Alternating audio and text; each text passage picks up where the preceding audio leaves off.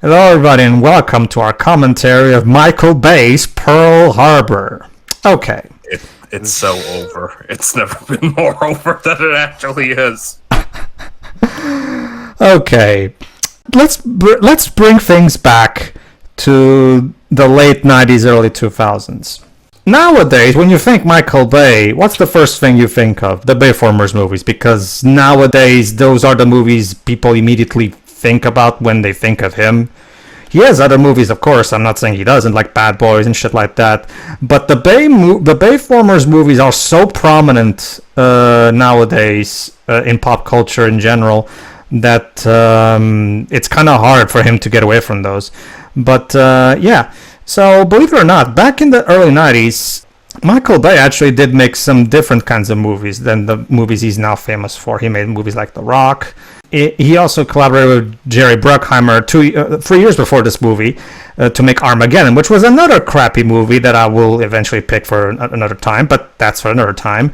In fact, Armageddon was probably one of the first major blockbuster movies to have Ben Affleck as a main character. You have to understand, everybody, nowadays Ben Affleck is both a respected actor and director, but he wasn't always like that. Much like Leonardo DiCaprio's early career, Ben Affleck was at the time kind of seen as this pretty boy who was being put in movies just because he was a pretty boy. Because back in his early career, his acting, yeah, he had some progress to do before he got to where he is now, let's just say it. But after Armageddon, Ben Affleck and Michael Bay reunited once again to make this movie, Pearl Harbor. Now, fortunately, we do have an American here. Deji, why don't you give us, for those who may not know, give us like a very quick summation of the events of the real events of Pearl Harbor back in the World War II. Basically, Japan attacked America and bombed Pearl Harbor, which was located in Hawaii.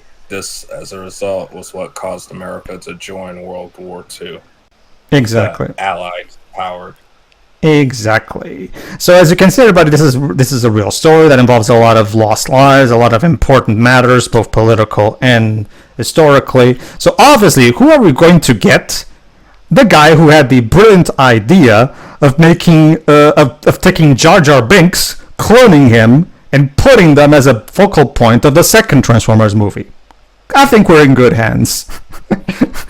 So that's basically it. All right, everybody. If you're watching this on Disney Plus, start at 0. And if you're watching this on a Blu-ray, start at 1 second, because apparently Blu-ray copies have 1 second of nothing before the music starts. So, everybody ready? Yeah. So ready as I'll ever be. 3, 2, 1, click. All right, so time for some early Michael Bay. Okay, so I just want to clarify. I saw this movie in middle school when we were learning about World War II and the attack of Pearl Harbor. What a stupid decision that was for my teacher.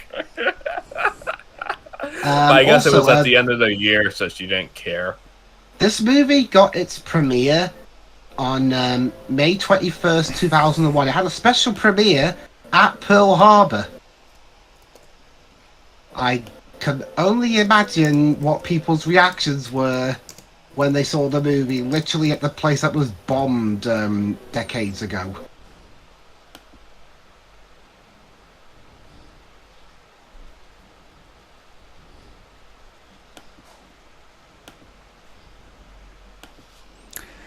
I guess so, Dwebs. I guess so.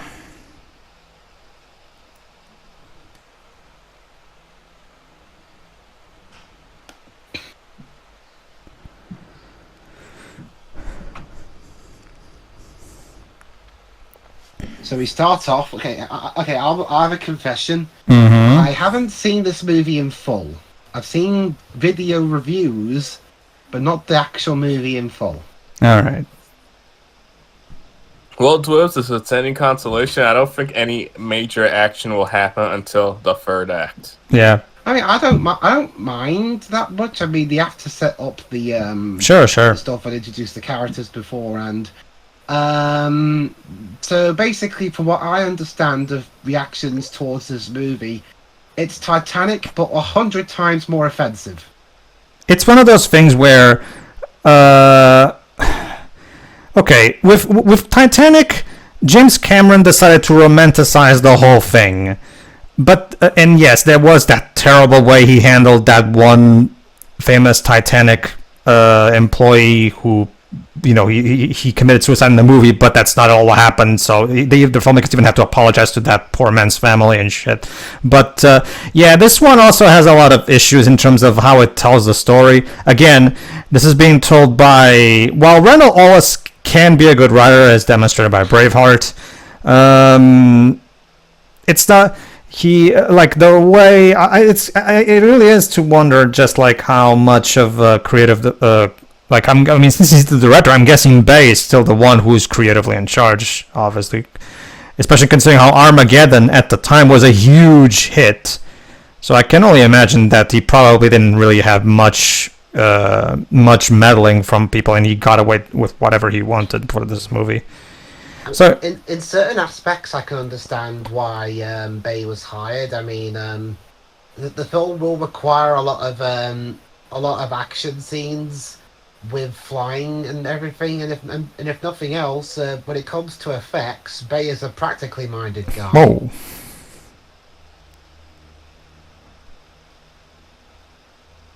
Oh, so that's where that fake trailer for that horrible looking fake movie in Tropic Thunder came from. Well, this escalated quickly.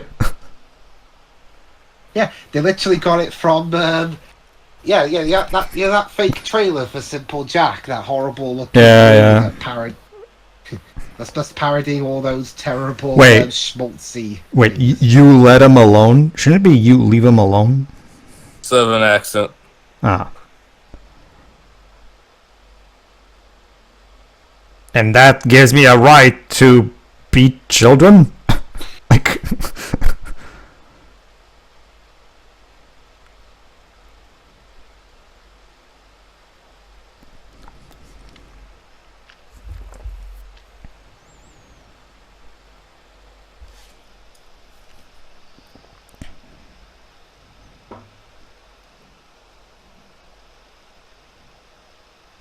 You hit. Yes, you are. You hit my dad. No.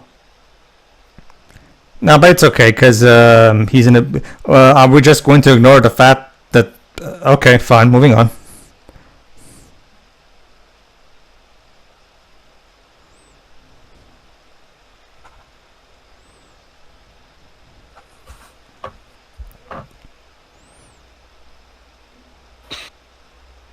So now we got to Mitchell Field. January 1941. And Alec Baldwin's in this movie too. And the year before this film came out, he was in a TV movie about the Nuremberg trials. I'll be making quite a lot of Team America jokes. Here's the first one. When you see Alec Baldwin, you will see the ugliness of the human race. So now he's grown up to be Ben Affleck before he knew how to act properly. Yeah. Now, Pedro, were you trying to do an Alec Baldwin impression or Alec Baldwin as Donald Trump? Actually, I was doing my impression of Trey Parker voicing King Jong-il in Team America. You never seen Team America, Dutch? No. I'll have to show you after this then, because trust me, when you watch it with this movie's context, it's even better. Not today, because it's gonna be a long movie. My main interest in seeing the movie was because of the puppetry.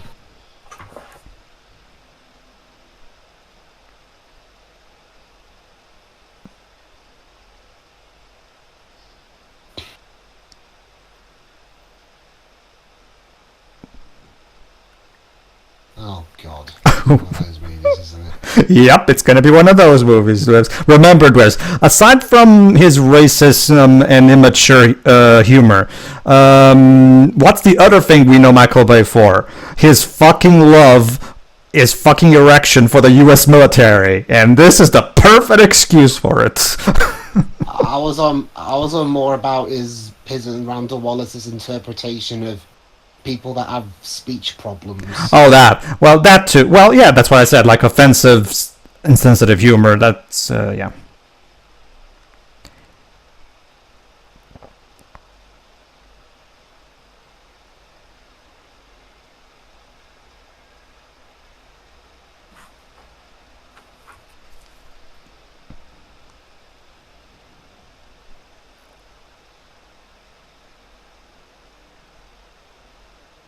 Whoa.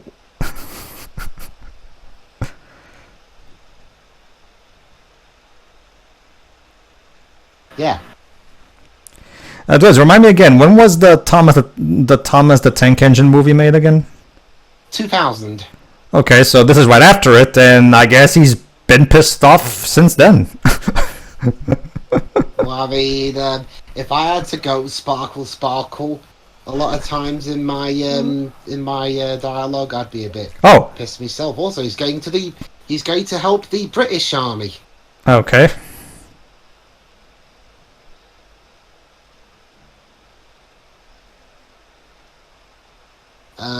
Okay, I don't know. I'm not sure how many Americans were in the battle over Britain. I'm sure, but okay, I'm sure they did contribute some assistance. Cause Sure. Keep in mind, Liz, I'm by no means a World War II historian or anything like that. But don't take this movie as a good telling of how things were.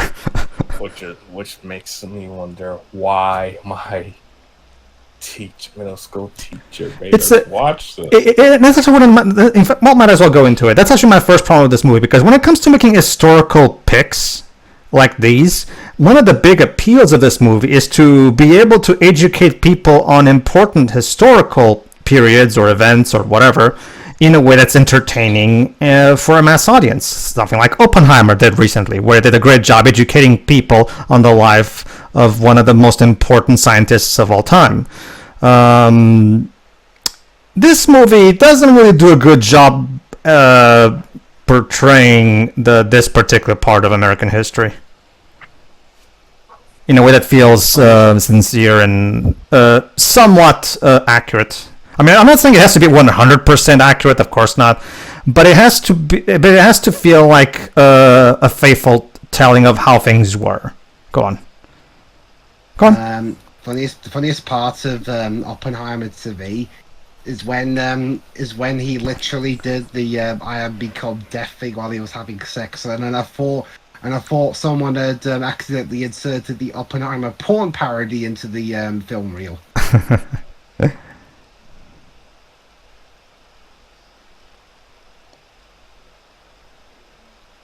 Don't do that, mate, please.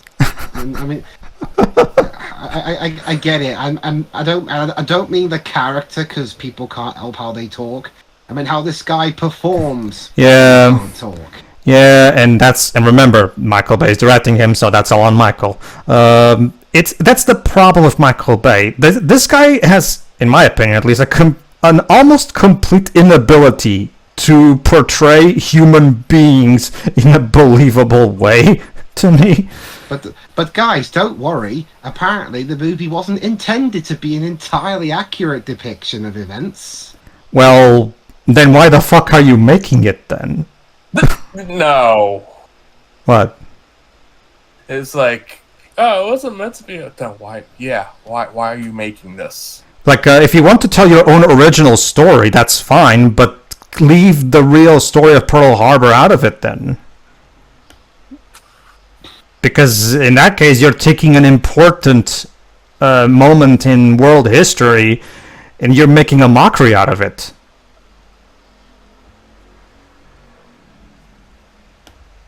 Again, if this was just a completely fictional thing with a completely fictional war and all that shit, it would be a whole other story. I would have no issues with that. But it's not. I mean, even though I don't like Armageddon, I'll give Armageddon some credit. At least that was entirely fictional, so it being completely stupid was at the very least only damaging for itself. So.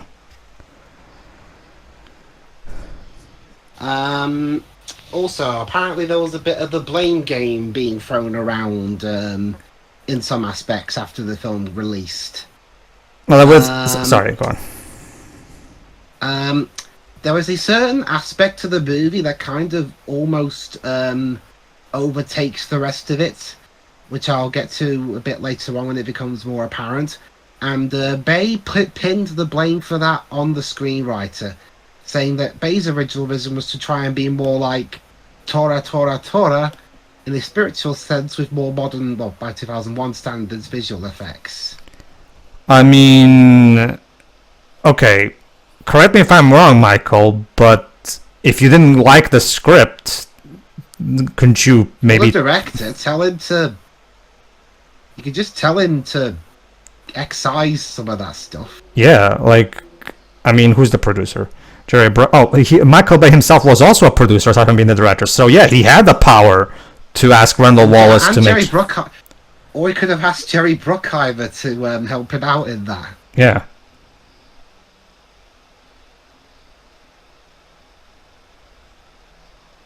Is it just me, or does the guy behind him look like a discount Tom Cruise? Why aren't we watching Top Gun? We already did, Dej. Was that good? Yeah. Yeah. I mean, for one thing, it's not actually... That didn't have to worry about being based on real events. Also, I love how 2001 Ben Affleck's way of sounding, acting is like stuttering through his words. But here's the critics' consensus on Rotten Tomatoes. Pearl Harbor tries to be a Titanic with war movies, but it's a tedious romance filled with laughably bad dialogue. The 40-minute action sequence is spectacular, though. Well, it's Michael Bay movie, so at the very least that... Well, yeah, I mean, like I said, Bay at least knows how to shoot action. Sometimes. I will argue... Actress. Like I said, most of the time. Sure. It's I don't think it's the same one from... It's not Liv Taylor, is it?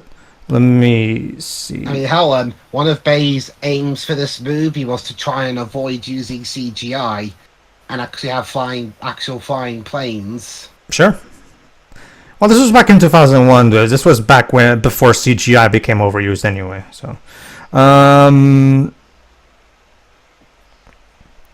no, I can't find who's the nurse. Also, there were a lot of people who either auditioned for the role but didn't get it, or declined to be in the role because of either conflicts with other projects or other things. Like, apparently, this was the first film that Michael Fassbender ever auditioned for. That's fun. Kate Beckinsale, Dej. Yeah, Kate Beckinsale. So we got a Brit playing an American. In the meantime, that's surprisingly common. Yeah, that's very common. Holland. While checking the credits, I found out that Shang Tsung is in this movie. Yes, Cary Hiroyuki Tagawa. Yes, he's in this movie. Well, I mean, I guess that's one thing I'm glad for. I mean, this is 2001 at least. If this was actually filmed in the 40s, it would have resulted in a bloody yellow face. Mm-hmm. Remember, in case you probably know it, but Cary recently returned to the Shang Tsung role in Mortal Kombat 11. So. Yeah, I know. And he was also in Sabrina the Teenage Witch. And he was in the first episode of Star Trek: The Next Generation.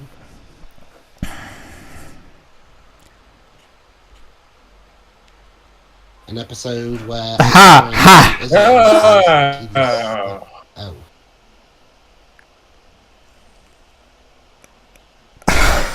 Jesus. I get that you're trying to be funny, but that's not funny. That just makes him come across as a creep. Sorry. I mean, I guess that's the point. They're aware of it. Because even the girl's like, what? I don't know. It's not funny. I don't find it funny, at least. Like, it's just really awkward and weird.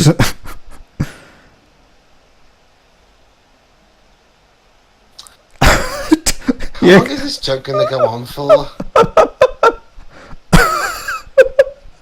Man, what's his name again? Rafe McCauley. Man, Rafe takes rejection really badly, doesn't he? Jeesh.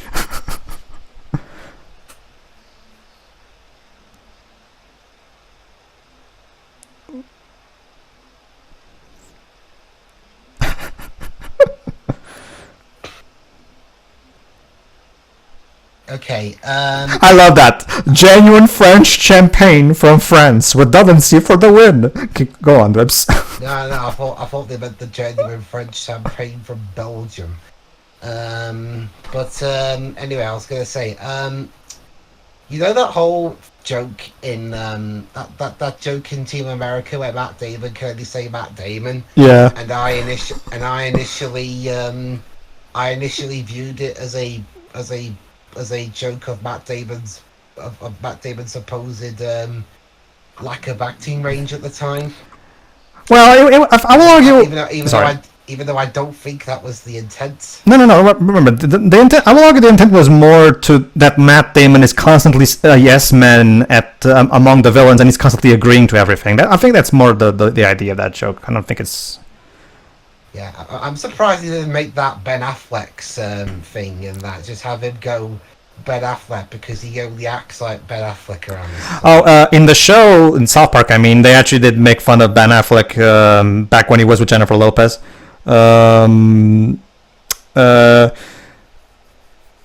Basically, just to give you an idea, like Trey Parker and Matt Stone loved making fun of Ben Affleck during this time, but then when he started making stuff like The Town and Argo, a lot of the fans thought, hey, have you guys seen Argo and The Town? It's great. Ben Affleck is great now. And eventually, Trey and Matt actually had an episode where they had Butters basically be a mouthpiece for them, where Butters go, okay, I admit it, Argo is a very good movie, which is basically Trey and Matt saying, okay, we admit it, Ben Affleck is cool now, we said it, you can stop milling us about it now.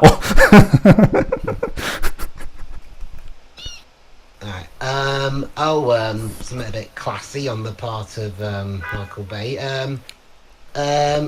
When Kate Beckinsale wore some apparently unflattering leather trousers to her screen test, Bay told her to lose weight.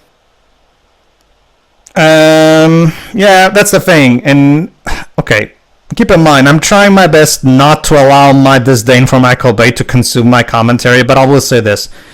When we talk to people who have worked with him, Kate Beckinsale, Megan Fox, and stuff like that, it doesn't exactly paint him as a particularly nice person. I'm not saying he's a terrible person, but he's not exactly nice either.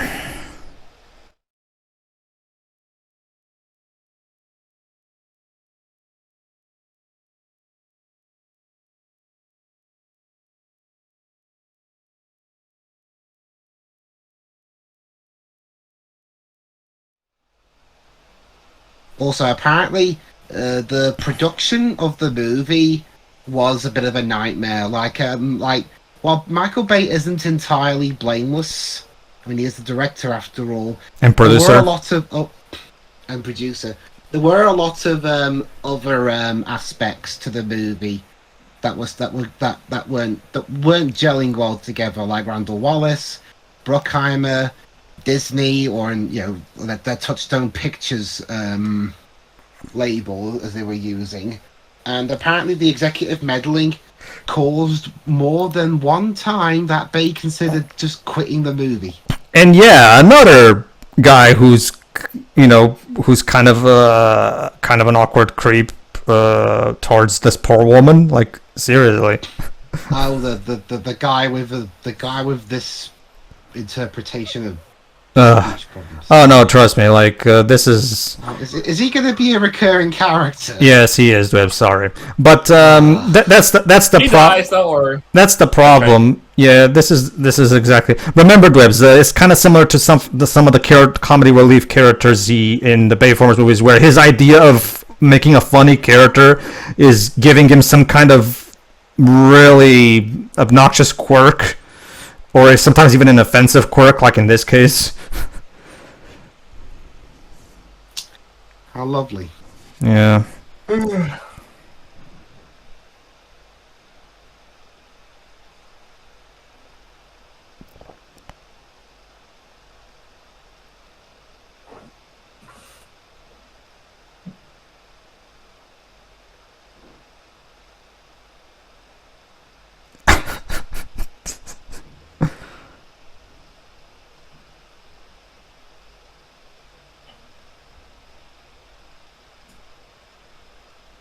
He's got a trucker. No, oh. Oh no, he's doing. Oh, okay, Deji. I have heard a lot of things about this movie. If there was a scene like that, I would have heard about it. Because I saw something. I was like, oh my god, it's got a trucker. You wouldn't be well, Dibs. To be fair, you would be surprised when it comes to old media. Because remember, like Renault is very emotionally abusive to Squall in Final Fantasy VIII, and yet nobody except me or Shiroi brings it up for some reason.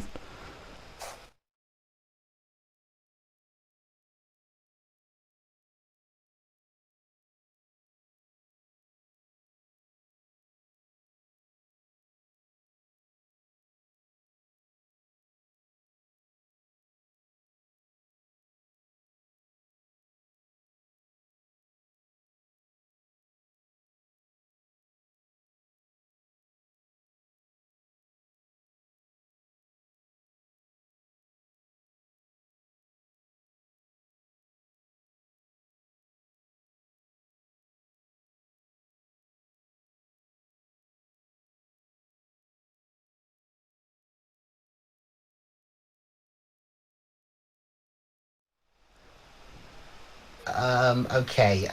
From what I understand, this is one of the bigger problems people have with the movie.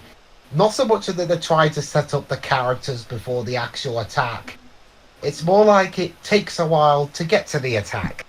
It's also more okay. The idea right now is that they're trying to build up the romance between these two, as well as the other characters. Queen Mary, yeah. The problem is, like the Rotten Tomatoes consensus says, the dialogue is bad, and the romance just feels like we're watching a bad soap opera. A bad soap opera that has a bigger budget. Mm-hmm. I mean, could you imagine, actually, if someone had actually tried to make a soap opera with a consistently big budget? Would bankrupt the frigging TV channel. Mm-hmm. Oh, and what a lovely coincidence. It's raining. In real life while we're recording this. Yeah, God's pretty upset at me watching this movie right now. Well, if I remember correctly, wasn't usually when people thought that it was thunderstorms that people thought was a sign of God being angry back in those days. Oh no, in this case, God is just sad. Oh, okay. Really sad for how long. What's going to become of us all? Oh yeah, and they're a couple now, by the way. Even though they've on screen, we didn't see them interact all that much. No. Look, when it comes to love, who are we to Exactly. We. Especially considering how this movie's 3 hours long, the movie could perfectly afford to allow this romance to flourish naturally over the course of the movie. It didn't, and yet we're already at this point. I did see the movie they made after this, Bad Boys 2. That movie wasn't great either, but it was better than this, I will argue. I remember that film just being pretty boring. It is boring. It can be boring, but at the very least, there's the overall likability of the two main leads to carry the thing. I will argue Ben Affleck. Don't get me wrong, Ben Affleck is much better now, but yeah, back in those days, he didn't really have the charisma that he has now, in my opinion. Yeah, and before this, yeah, Bay casted literally 2 movies in a row. There was this, and then before this, there was Armageddon. Mm-hmm. I'm guessing they really hit it off. Yeah, well, I mean, I don't think Affleck's worked with him since, so maybe this movie pushed Ben to not be in any more of his. After Armageddon and Pearl Harbor's success, he started getting a lot of offers, so he didn't really need Michael to stick with Michael Bay necessarily. So. And that 2005 film he made nearly derailed everything. That one with Ewan McGregor in it.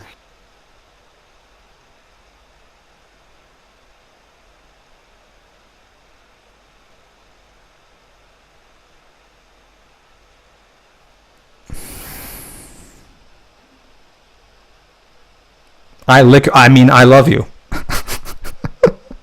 You know what that reminds me of? Whoops. The island. That's it. The island. Yes, Pedro.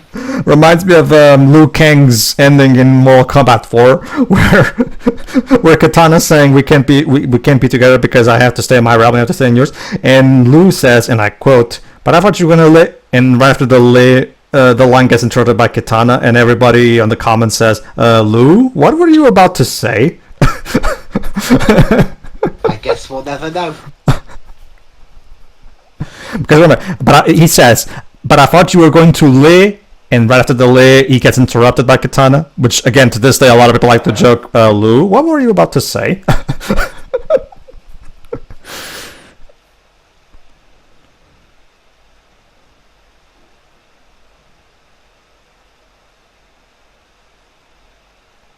And yeah, the dialogue. I can definitely see what the critics in the Rotten Tomatoes. If I had one more night left to live, I want to spend it with you. Yeah, I can definitely see what the critics mean with bad dialogue. The dialogue feels so, like. Oh, God, and people say the dialogue of the Star Wars prequels is when it comes to love scenes. Well, Dibs, I guess Pearl Harbor sucked. Just a little bit more than I miss you. That reminds me, Dibs. Might as well verify that while I'm going back to an earlier scene from the movie. Are you one of those Englishmen who is from England? Yes. Okay. Just to check, just in case you're not one of those Englishmen who is from Ireland, actually from Ireland. Yeah, I know. Pedro, those rumours I heard, is it true that you're a Portuguese person but you were actually born in Brazil? In Australia? Sure. No, not to my knowledge. What about you, Deji? I'm sorry, repeat the question. Are you an American from America? Was I born in America? Sure.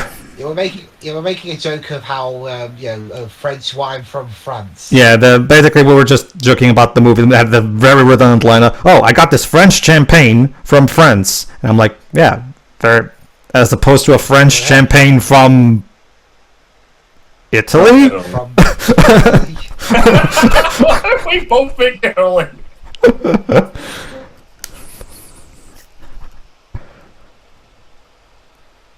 Well, last now he's off to wherever he's going. Mm-hmm. Pearl Harbor. Yeah, that's the other thing about this movie. The plot really meanders. This movie is 3 hours long, and it doesn't really need to be. This plot could have easily been told over the course of 2 hours. 90 minutes, actually.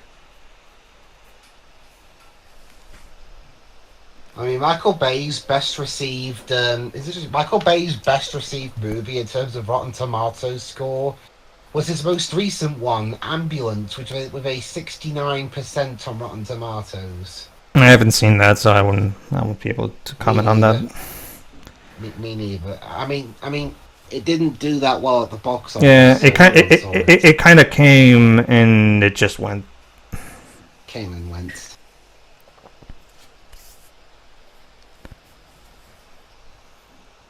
A lot of times I wonder if Ben Affleck's character is a douche. He is. Would work, but I wonder if Michael Bay would work better being a the main visual effects guy of a movie. Yeah, just like Zack Snyder.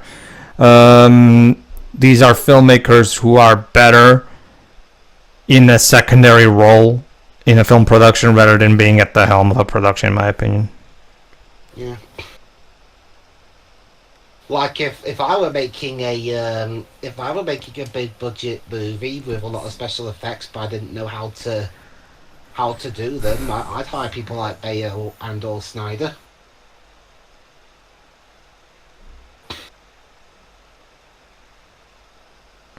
Oh no, he's in Britain. Yeah, sorry, I forgot that bit. That's the thing. We established that he was going to England, and then we wasted like about 20 minutes of the romance, of the quick whirlwind romance thing. Well, we need that romance to set up a future subplot. Oh yeah, we do. It's just that, you know, like I'm talking about right now. Like I don't blame Dwebs for kind of forgetting about the England thing. Because the movie, the big problem with this plot is that the plot meanders a lot, and like a lot of times, entire plot threads are put on pause for like 20 minutes.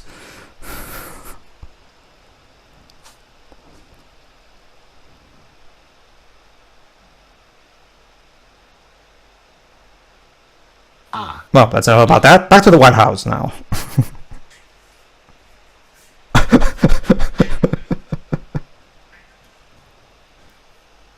Oh god, they're gonna make jokes about him being in a wheelchair now.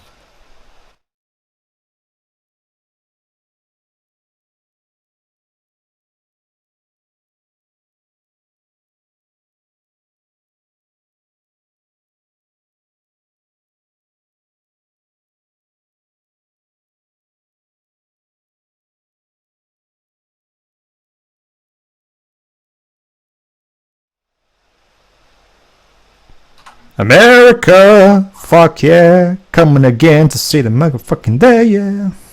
I think at this point, you remember Pedro, at this point, America's stance on the war was practically America, fuck, yeah? War is inevitable. To hide this fact is death. Alright, sorry. You Like, guys got subtitles on your end? yeah, we do. Yeah. Okay. Because sometimes when we do commentaries of movies, sometimes people don't have subtitles. For These subtitles. Well, you'll notice that these subtitles are clearly part of the movie itself. So. On my copy, they're not hard coded into the movie. You Oh, have to turn okay. them on. On the Blu-ray copy we're watching, they're actually they're using the original hard-coded version from, I'm guessing, the original theatrical release. I'm watching it on Disney Plus, so I don't have that. Sure.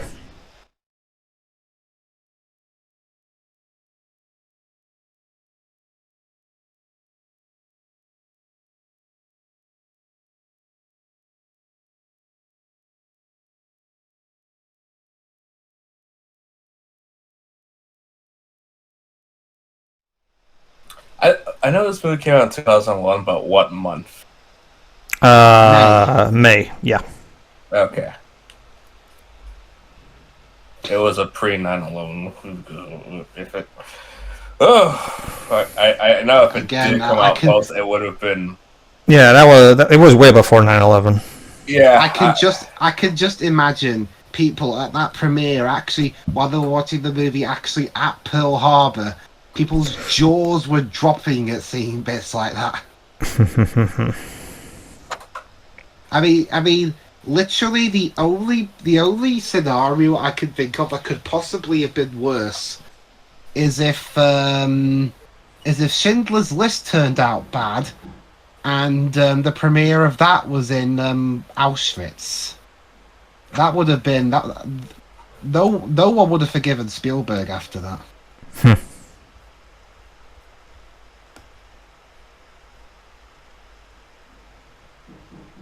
Oh, hi, Michael. Michael Shannon. Yep. This was early in his career too, if I remember correctly. Yeah. Seriously, though, a bad Holocaust movie, and the premiere was in an area where the thing was at. It makes me shudder. And I'm not joking. That seriously would have been like, oh.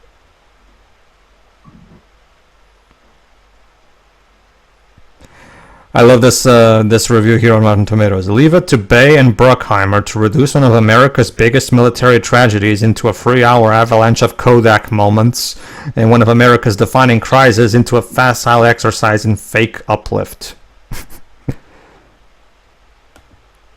Also, why your nurses? Why are you laughing at a guy having treatment? Because I hate humanity.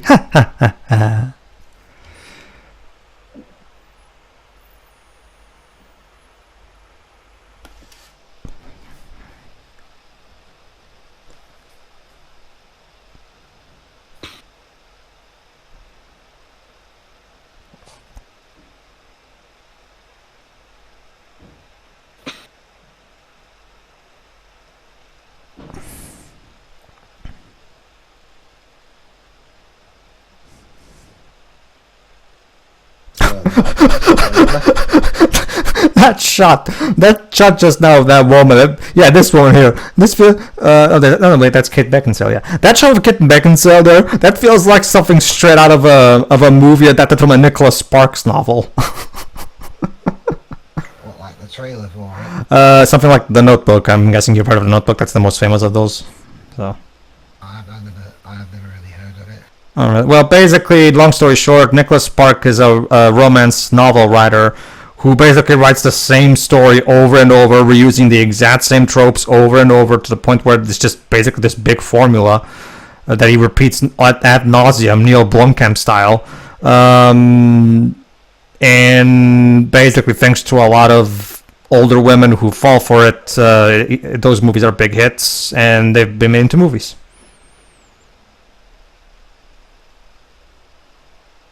Also, you said earlier in that letter he was writing that he was having a hard time making friends. You're in Britain. Brits practically bond over anything. Thought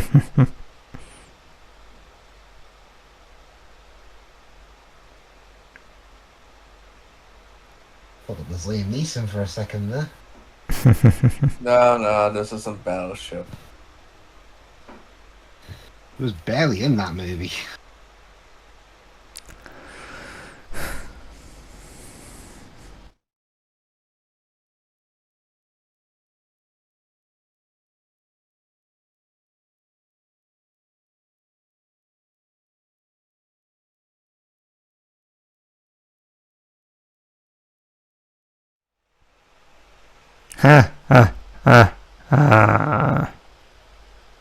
Irony.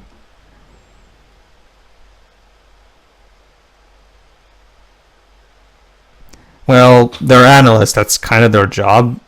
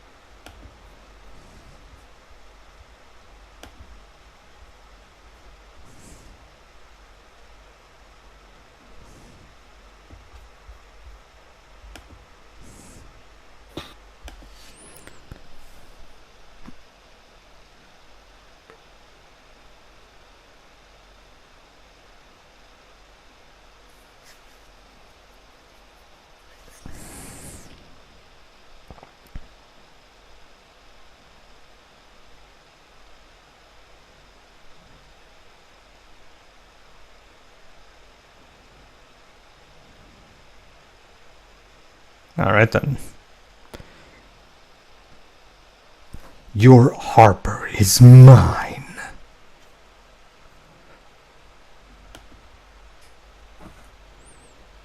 Is this an air drill or are the Nazis attacking?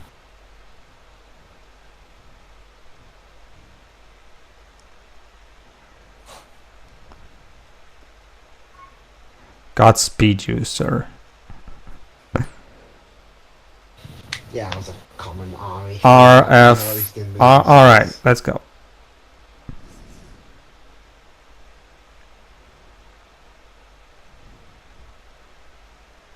Yeah, I think, again, I don't know if this is a training exercise they're doing, or if this is an actual Nazi attack. Mm-hmm.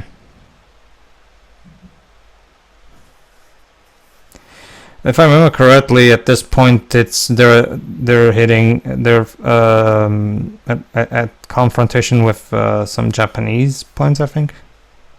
But Japan never attacked the... Okay, never mind. Well, somebody in Europe, probably Nazis.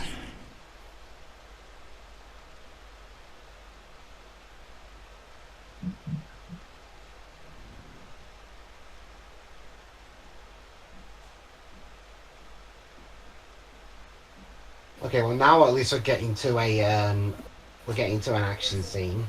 Sure, it's no Dunkirk, but it works.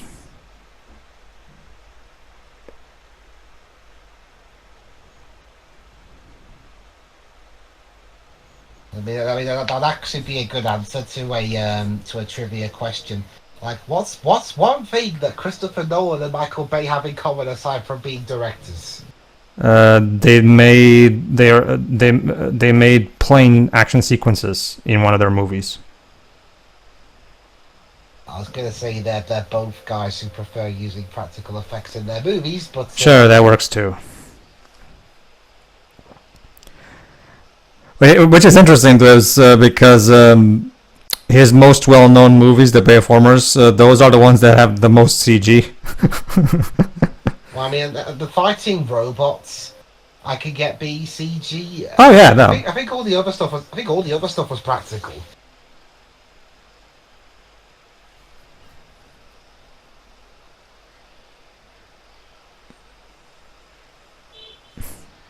Mr. Bay, Mr. Bay, can you give us some ideas on how to defeat the Nazis? I believe I can. We start by making a big CG building and have a meter go grosh, and then it's all crow, and it's like motorcycles burst into flames. And no, we need ideas on how to stop the Nazis. An 18-wheeler spins out of control, and then it's called craw, craw, craw. Those aren't ideas; those are special effects. I don't understand. I don't understand the difference. I know you don't. Get him out of here. Get out of my office.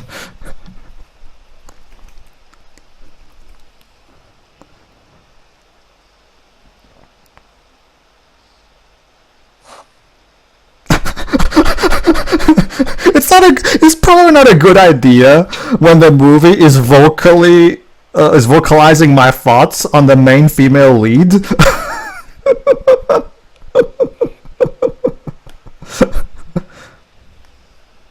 Could you be more boring? Oh boy, here he is again.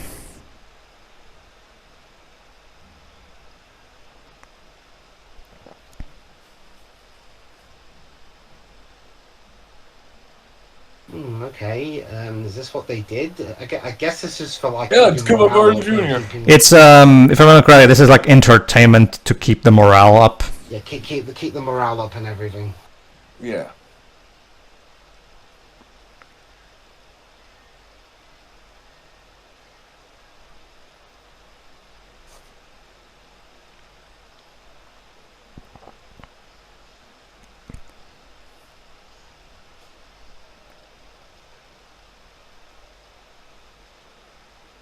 Why are their professions relevant to these bets, though?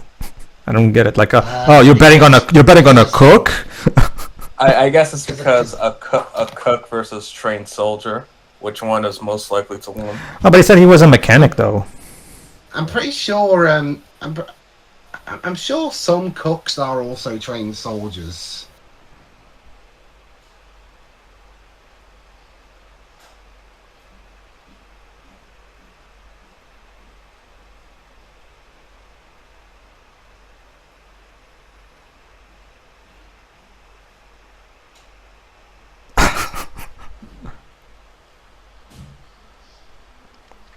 Okay, why boxing? I mean, what if someone's jaw breaks or they get an injury? Then they're not going to be much good fighting. Not just that. I love that line from earlier. He slapped your mama. Be a son of a bitch. This dialogue is just. Yeah. Okay, I did see most of Braveheart a while ago. I don't remember the dialogue there being as bad as it is here.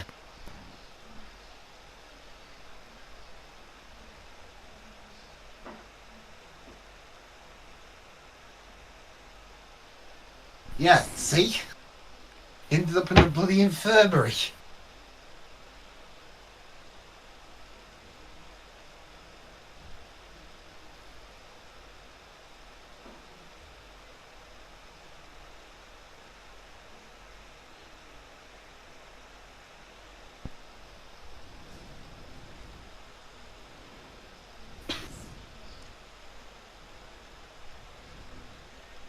Well, no, don't put it down. You know, cooks are a valuable part of the war effort. Like, you know, the soldiers have got to have the will to fight, part of getting the will to fight is having a good meal.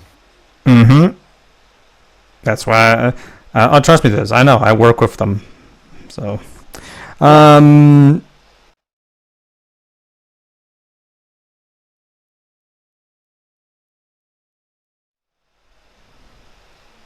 boy.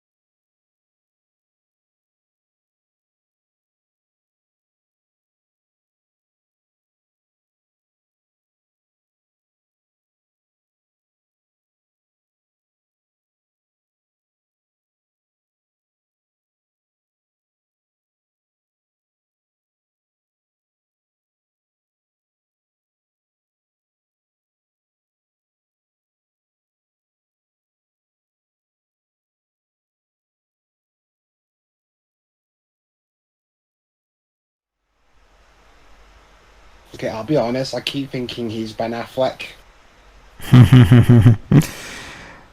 So it's the same problem we had when we watched The Host. Like, the characters are so bland, they're interchangeable. And they even all look the same. Like the facial features are similar and all. I'm not even kidding you, Dej. When me and Vanessa went to see The Host in theaters back in 2013, like the two primary male characters, they're so bland and looked so much alike that it got to a point where Vanessa had to turn to me. Wait, who's this one again?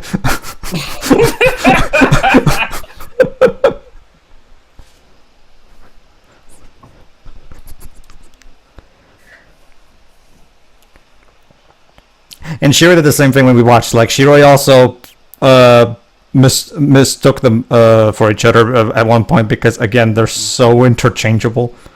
But, guys, Ben Affleck's character is totally dead. Oh yeah, totally. And hell, even if he was dead, he was so poorly developed. I don't give a crap.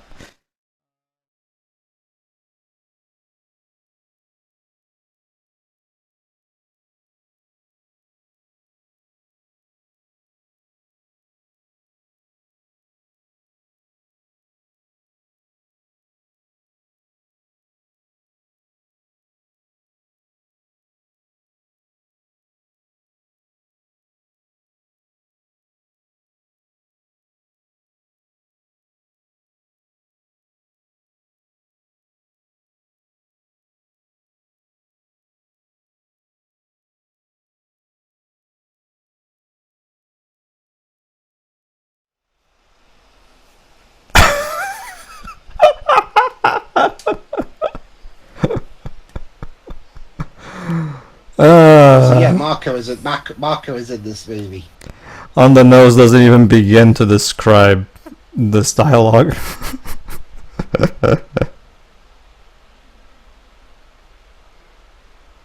Alright, how long is left of this movie? We're only 51 minutes in. I believe in. I know, right? This thing goes on and on and on. Alright, time for Cybercam 1. It's the fire, flame, cryptic pain, jet crush will remain. Yeah.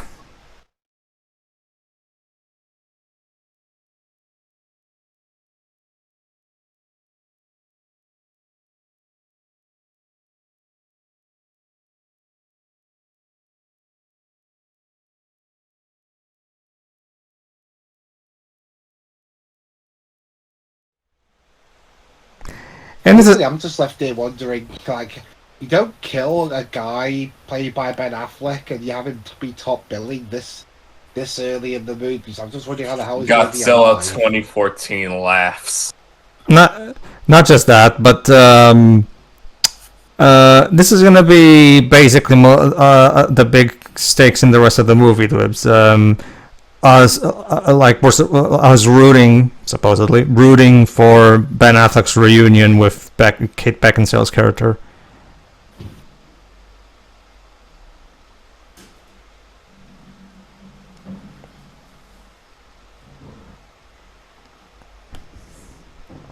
Charlie Chaplin, The Great Dictator. Can I watch that? Yeah, that's a much better movie, actually. I haven't seen it yet. All of Chaplin's movies are classics.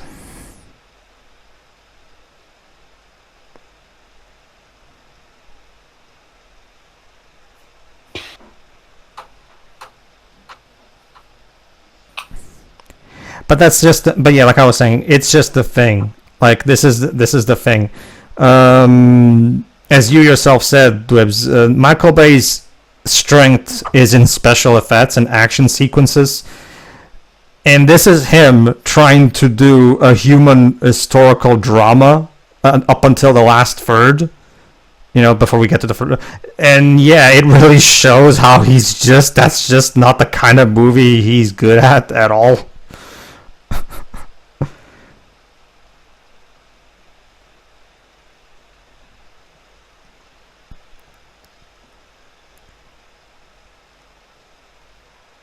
So the guy Marco's playing is a guy named Isoroku Yamamoto, who was a Marshal Admiral of the Imperial Japanese Navy, and he was the Commander-in-Chief of the Confined Fleet during World War II.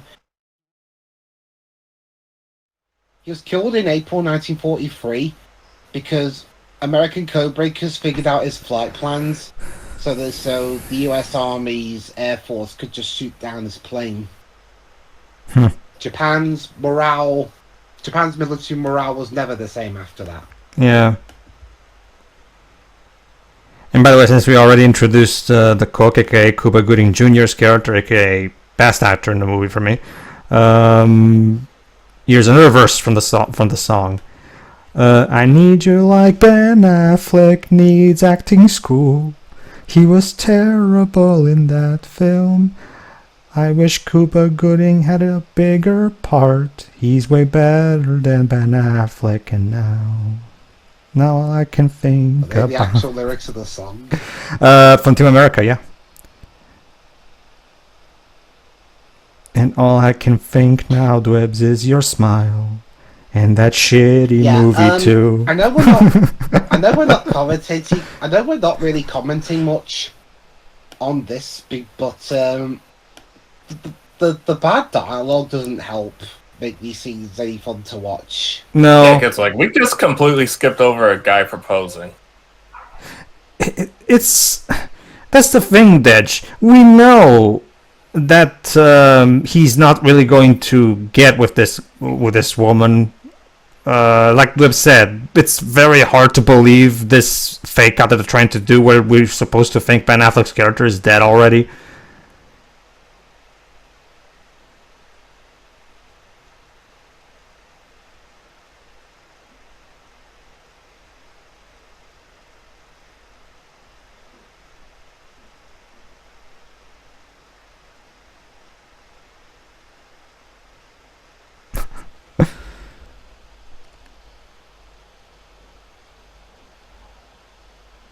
Yeah, Fassbender, specifically, I mentioned him earlier, he auditioned for the part of Rafe, and apparently Disney sent him a, quote, really nice note that told him he didn't get the part.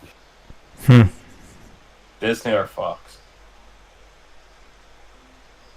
At the time we're recording this, all of Hollywood except maybe A24 are fucked.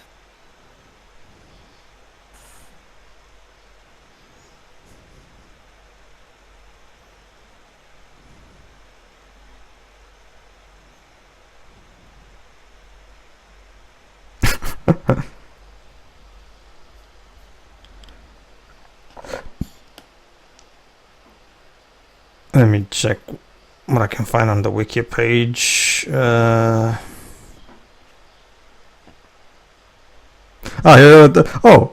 Interesting. How about this, dudes? In the Wikipedia page for this movie, it says here in popular culture section, the soundtrack for the 2004 film Team America: World Police contains a song entitled "The End of an Act." The song's chorus recounts Pearl Harbor sucked and I miss you, equating the singer's longing for his girlfriend to how much Michael Bay missed the mark when he made Pearl Harbor. No, you wouldn't. So that's basically the film's according to the Wikipedia page, this is the film's primary impact in popular culture. The best song from Team America. Go on. Was Team America the one that made the song "America F You"? Yeah, it was Trey and Matt's movie criticism of what was going on between Bush and the whole Iraq thing. Blah blah blah. I was gonna say, damn, they even roped in poor Ewan Bremner in this movie. For those who don't know, he was one of the main characters of Trainspotting and its sequel, and most fans outside of Britain will know him more for being Charlie in the first Wonder Woman movie. Okay. And he was also Flanagan in Mary and the Witch's Flower.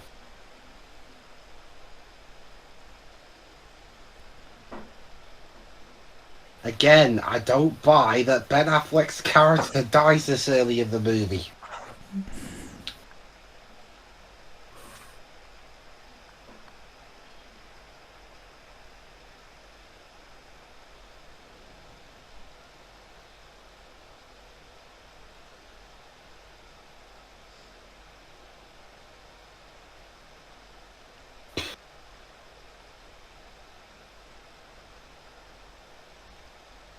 And that's it for that scene. Moving on.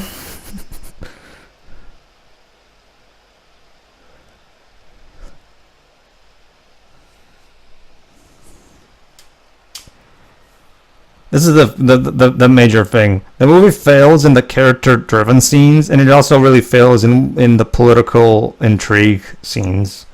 Like, it doesn't really get either of the two things right. I think it would have been better if they just tried to do one or the other. Yeah. Well, it depends. Like, a good filmmaker can do both. Like, again, Oppenheimer.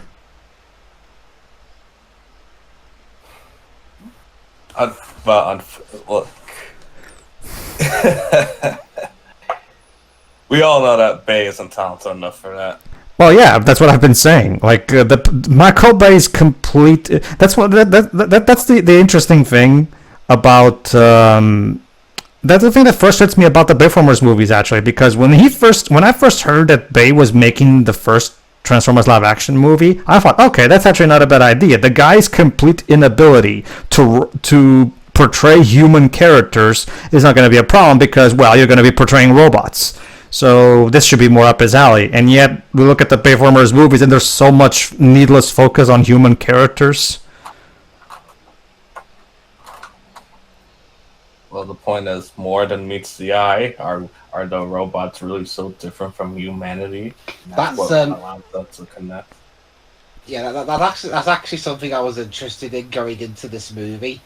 Whether or not Pedro would consider this a worse movie than Revenge of the Fallen, because it ticks all the boxes. It's longer than Revenge of the Fallen. It's also considered more offensive than Revenge of the Fallen. Let me put it this way. This movie is technically more offensive because of the whole historical inaccuracy shit. But I find Revenge of the Fallen more obnoxious because of its terrible comedy.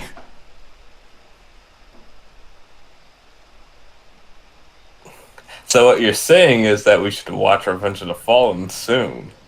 Yeah. We'll do a Bayformers marathon at some point. Sure, why not? I'm not going to object to the first movie. Yeah, I still think the first movie holds up. I remember the first time I saw it, I was in an aeroplane.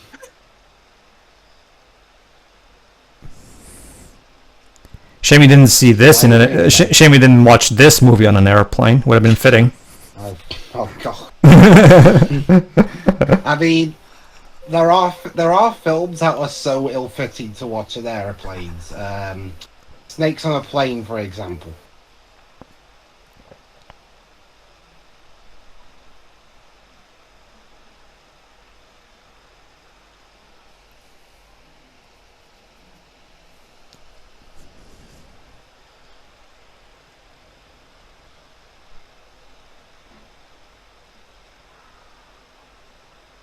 proceeds to immediately do it.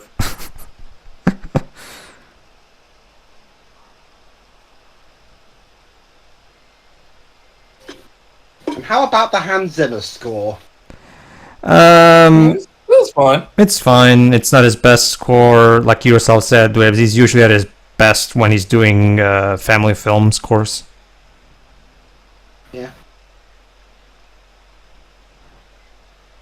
Or even Wonder Woman 1984, although that can also be considered a family film. So that's basically to give you an idea. Of all the things before watching Wonder Woman 1984, the Dwiz was looking forward to everything about it except the score, considering how good the first movie was. Lo and behold, the score ended up being the best thing about that movie. Well, nice to see she's moved on quick. Yeah, basically, Deji, my opinion at the time was that I wasn't particularly impressed with Michael Bay's scores for superhero movies. You mean? I think you mean Hans Zimmer's scores. You said Michael Bay's scores. Sorry, I was getting muddled up. But yeah, Hans Zimmer's. I mean, yeah. Because I didn't. Okay, aside from the actual main theme, I didn't really like Amazing Spider-Man 2 score much. Man of Steel score. Yeah, I just remembered that my middle school teacher was like, when we got to this part, skip. BVS's score was kind of boring, except for Wonder Woman's theme. I'll argue. Ruined. And X-Men Dark Phoenix was just this long droning. I don't even know what it was. What do you think of his Kung Fu Panda score? I like his Kung Fu Panda stuff. Like I said, is scores for more family-oriented films like those is fine. I actually did find, I will confess, I did find Lex Luthor's theme in BVS kind of hilarious. Like, he's just walking through that corridor, and the music's like, bum, bum, bum, bum, bum, bum. And I'm like, I wonder if this guy's the villain.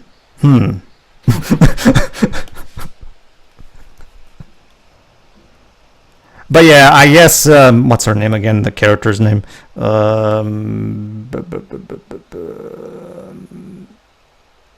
character who was played by Kate Beckinsale. Evelyn Johnson. I mean, Evelyn fell in love with Ben Affleck's character completely super fast, so I guess I shouldn't be surprised it was the same thing with this guy. I mean, I get it. It's like, it's been 3 months. But that's the thing. To move on. Yeah, that's the thing. That the problem is all about pacing. Yes, it's been 3 months technically. The movie told us that, but we didn't feel the passage of time because it's not just about telling the viewer about the passage of time. It's also about helping the viewer feel the passage of time. Because from our perspective as viewers, like everything moves so quick in this movie, we didn't really feel like enough time passed, even though it did. I mean, it's better than the passage of time in stuff like, say, 12 Years a Slave, where despite the title of the movie the pacing of the movie makes it feel like he was only a slave for like 6 months. And then there's something like the opposite extreme example, like Boyhood, where that movie is so mind-numbingly slow that by the end of it you just feel like you want to die. How many years did that movie take place over? 12 years. The movie itself was shot over the course of 12 years to properly portray the growth of these actors in a realistic manner, instead of just using the whole thing where you have the kid actor and the teen actor and the adult actor like you usually do in movies. No, instead Richard Linklater made a deal with these group of actors. Okay, we're going to shoot this thing over the course of 12 years. Each year we reunite and shoot more stuff. So the idea was that you're literally watching these actors getting old right in front of your eyes, basically.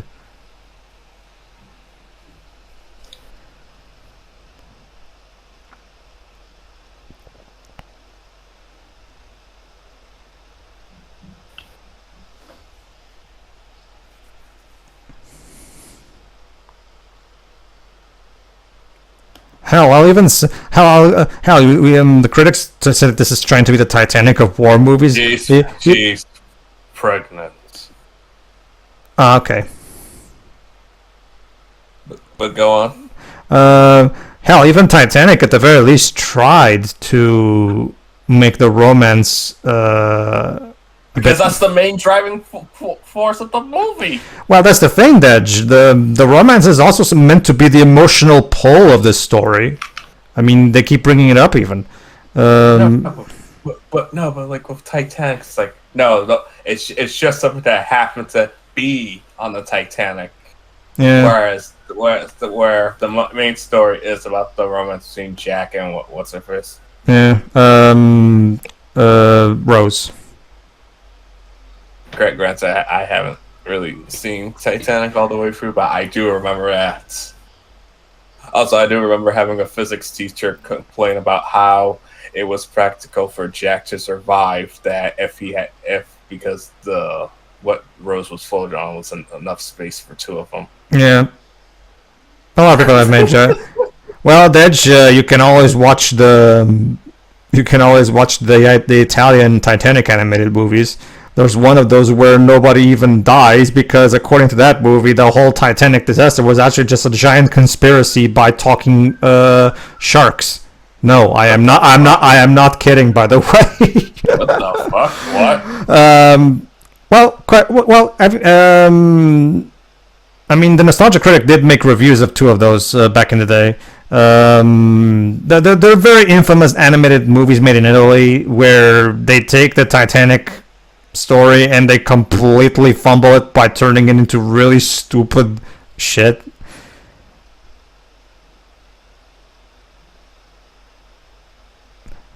I mean, I'm sure you've heard about the meme of the rapping dog for one of those movies. Maybe.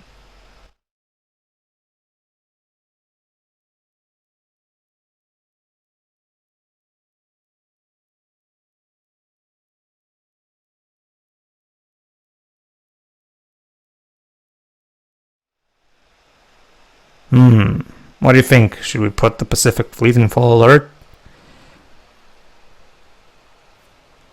Oh, I know this one. Japan and US peace talks hopeful. Ha ha, irony.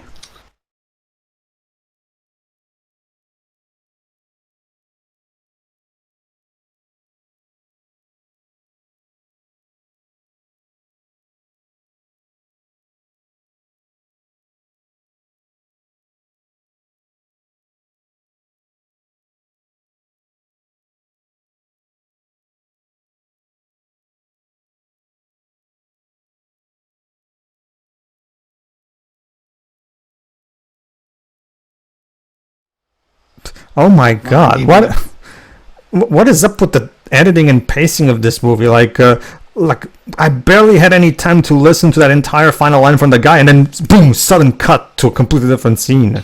Like, Mind the actual Pearl Harbor scenes themselves have their own problems. oh yeah,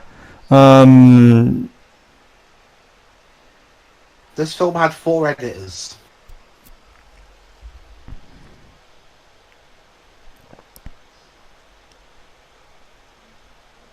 Chris Lebenson, Mark Goldblatt, Stephen Rosenblum, and Roger Barton.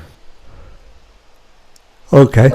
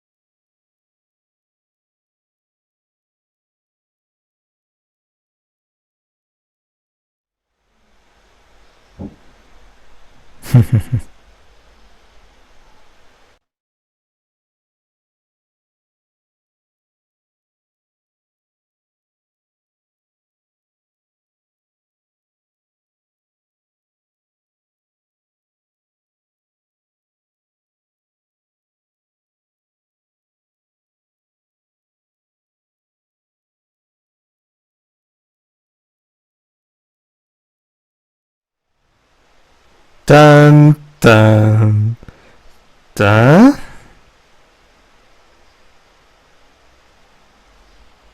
Oh my god, Ben Affleck's character is alive! Nah. What? What's that? But how did he survive, I hear you ask?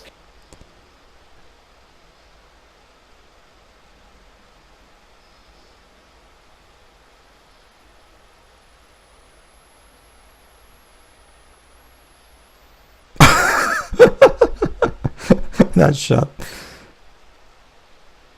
The way it's shot is okay. And he was rescued by some French sailors. No, I get that. I'm talking about like when when he gets out of the water, it's all like, and he waves his head. Oh, I don't want to say Bay is a bad director because I did like Bad Boys. now here's the thing about Michael Bay. It's the wrong project for The him. thing about Michael Bay is that he can only make movies that are meant to be just popcorn, shallow, trashy movies. Which again, I'm not saying that in a bad way. By the way, I like plenty of movies like that. Anyway, like this is him trying to do a serious human war drama, and it's completely out of his wheelhouse.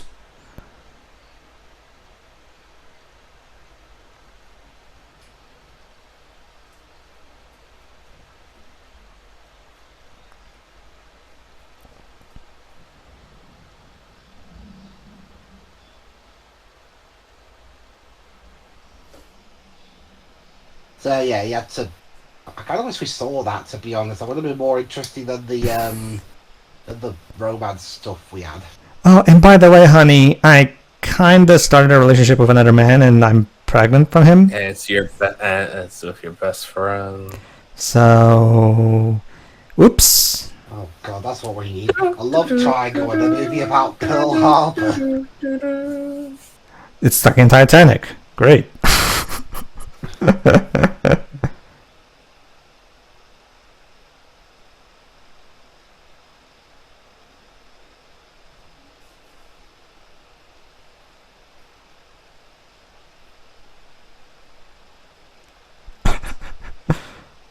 Got better.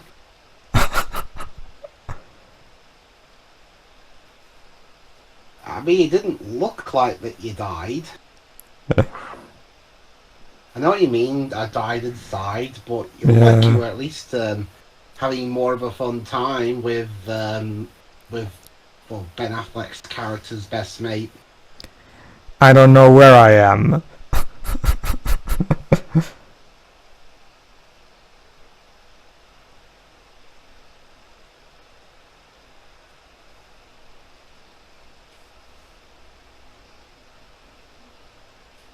Ah, shit.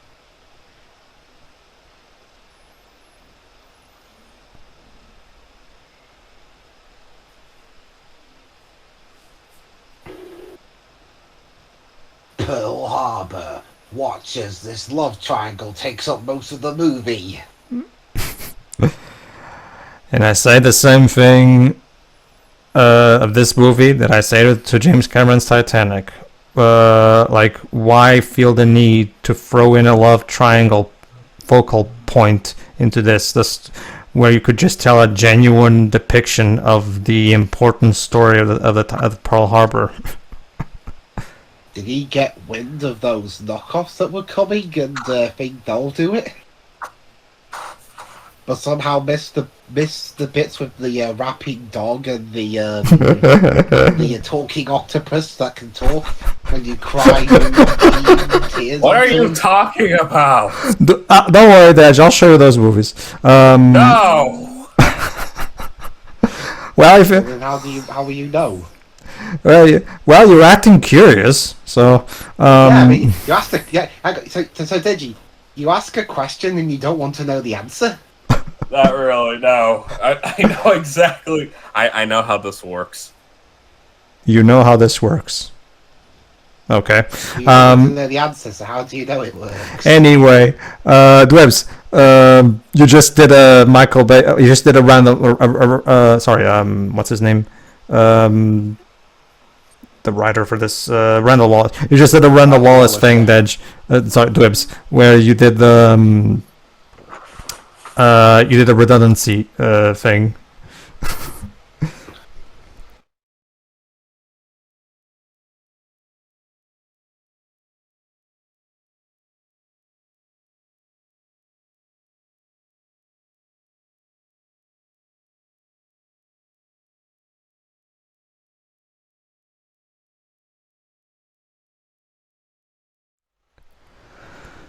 Ha! That's life, get it? Because he thought he was dead, but now he's alive.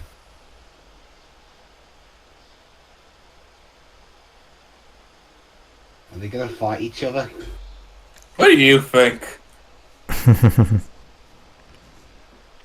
I'll be honest. I'll be honest. Unless the whole point of a movie is romance, like from beginning to end, not just being a subplot, I can't recall a love triangle subplot in a work of fiction that I've seen where it doesn't stink up the whole movie. Yeah, the problem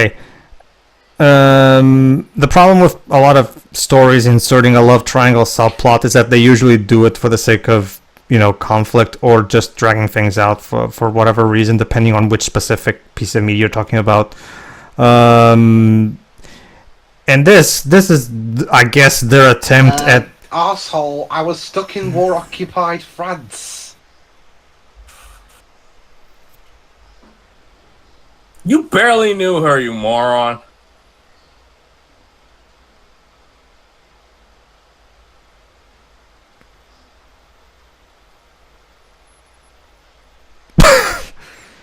Well, Okay, I'll be honest. I'm kind of on Ben Affleck's character's side here. I mean, Yeah. he was stuck in war-occupied France for ages.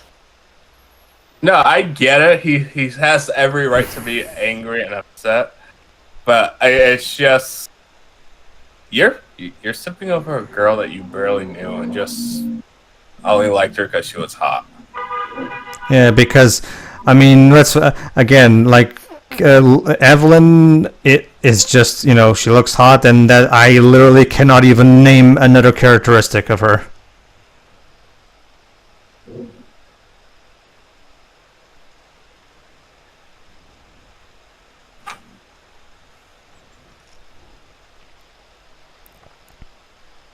Run away! Run away! Run away!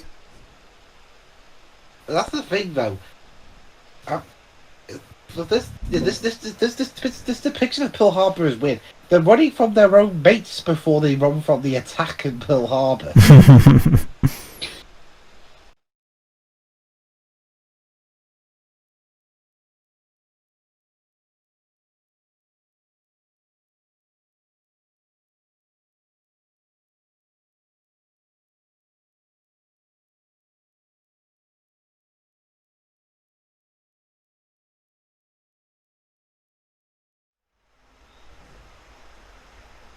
Well, they got over their fight quickly.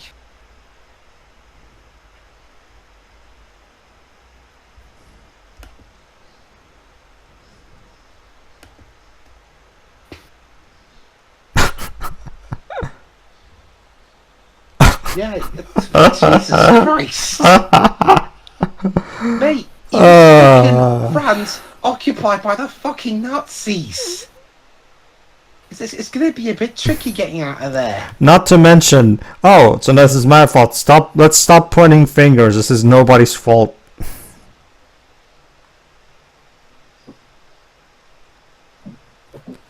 And now the sky.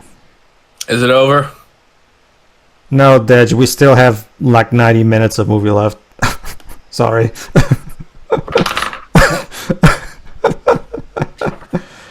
You see what I mean? Like this thing goes on and on and on and on.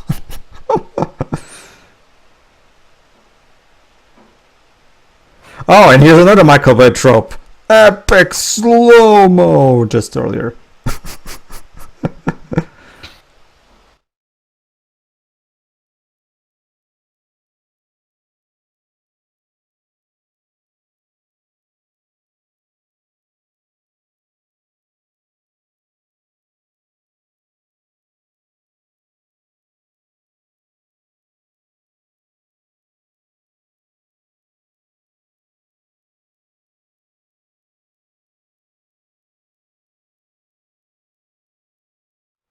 Hey, Michael, you realize? This is it now. Hey, Michael, you realize that this is a tragedy that you're depicting, right? Like you're not supposed to glorify it by making it look glorious and awesome and shit, right?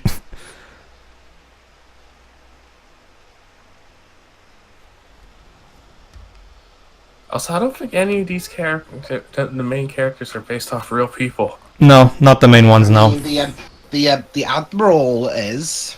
Yeah, the admiral is, but here are the historical characters are this: Cuba Gooding Jr.'s character, John Voight's character, Maiko's character. Basically, all of the Japanese ones are real people. Alec Baldwin's character, Tom Everett's character. Yeah. Whereas Ben Affleck, Josh Hartnett, Kate Beckinsale, sorry, Michael Shannon, those are all fictional characters. Even said the Wikipedia page even has a different section for the cast where it says divided into fictional characters and historical characters, so it's very easy to tell which ones are which. I mean, it's not necessarily a problem because the story of Pearl Harbor wasn't focused on one single person, so I can understand creating a fictional protagonist that can serve as, a way for the like someone that you can write a good character arc so that the audience follows him as he interacts with the actual historical characters. There's been plenty of good biopics that have done this. Well, not biopics, sorry, historical pics that have done this. The major issue is that this movie focuses a lot on the like Dweb said, the romance of the fictional life triangle, rather than the actual real people who either died or survived Pearl Harbor.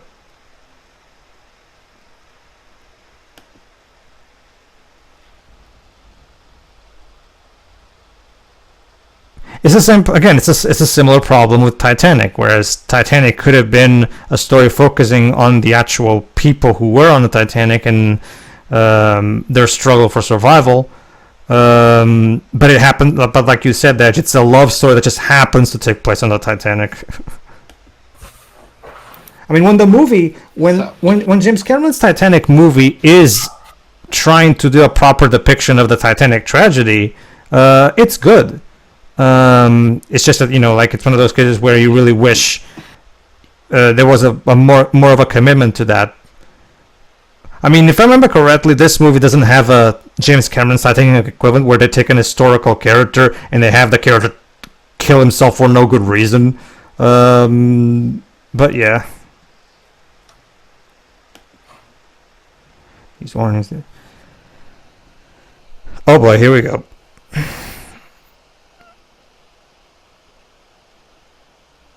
Oh boy, here we go.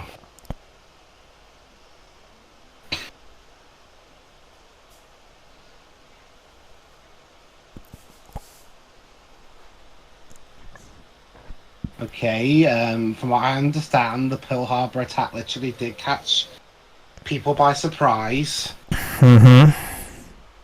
Well, remember, we even had that scene earlier that established how the analysts said, oh, there's no way they'll attack Pearl Harbor. It's just too shallow of a spot.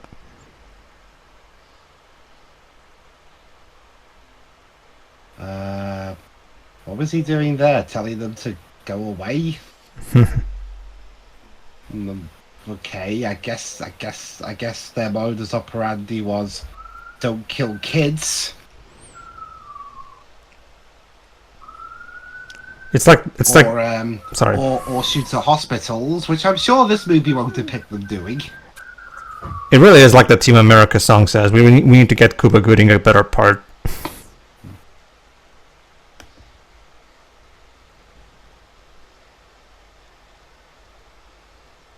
Aloha.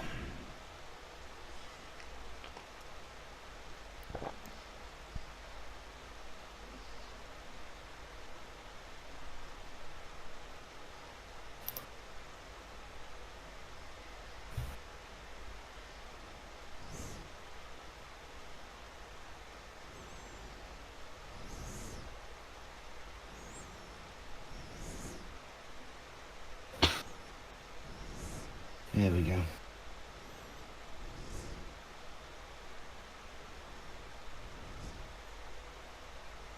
So yeah, how long into the movie? 90 minutes. Halfway. We're literally halfway into this thing. Halfway into the movie and we get the attack on Pearl Harbor.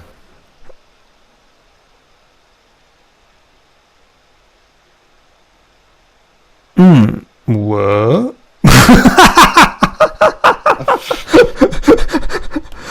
that complete lack of reaction. Huh. A missile is coming towards us. Huh.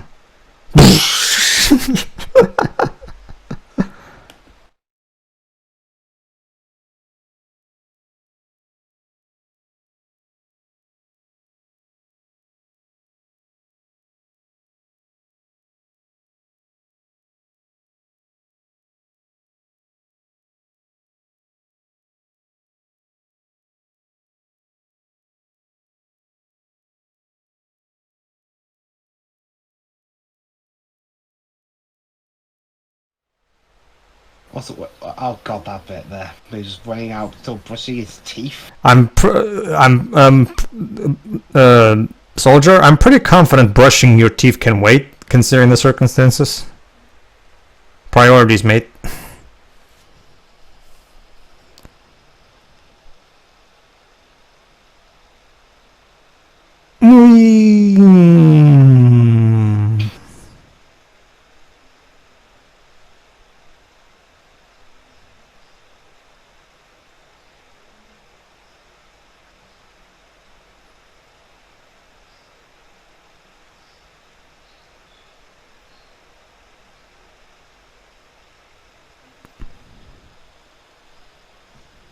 Three, two, one, boom.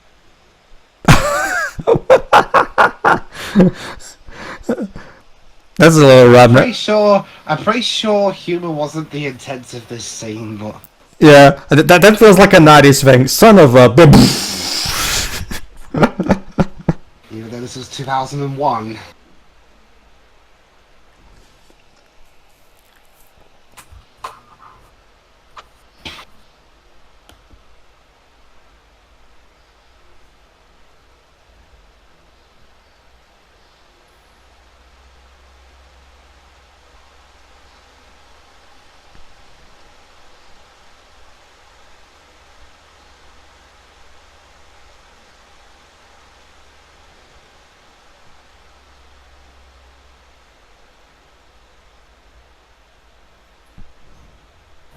This isn't the time.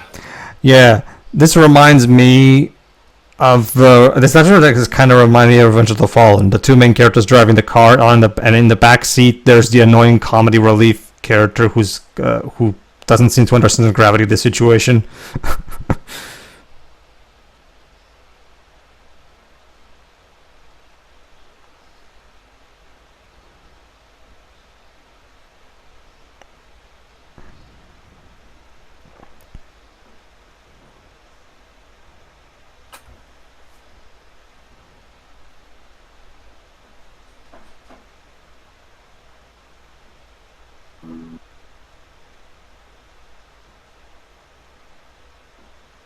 Oh, yeah, this is the bit coming up. The bit where they're like, the bit where they go completely against historical accuracy. Let's see.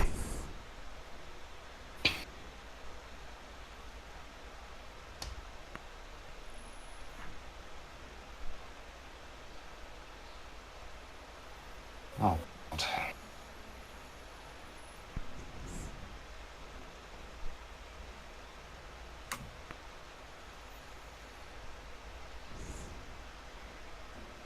Again, this isn't the point for comedy or whatever this comedy's meant to be.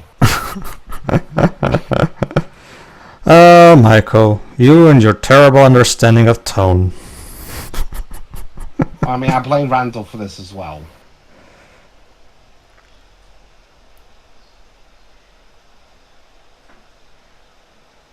Yeah, he wrote this mess. He did. But as producers and director, in base case, they had the duty to make sure Randall wrote a better script. What, him and Bay and Bruckheimer? Yeah, that's what I said.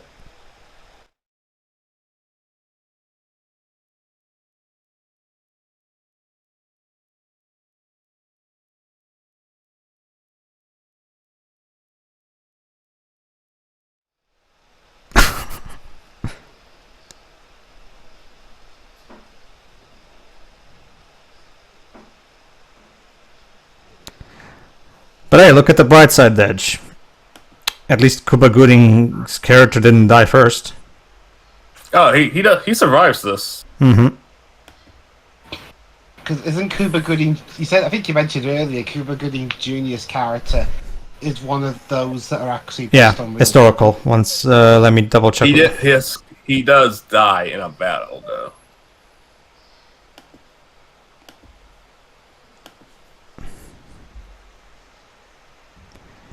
Yes, it says here Doris Miller served aboard the battleship West Virginia, which was sunk by the Japanese torpedo bombers. Blah blah blah.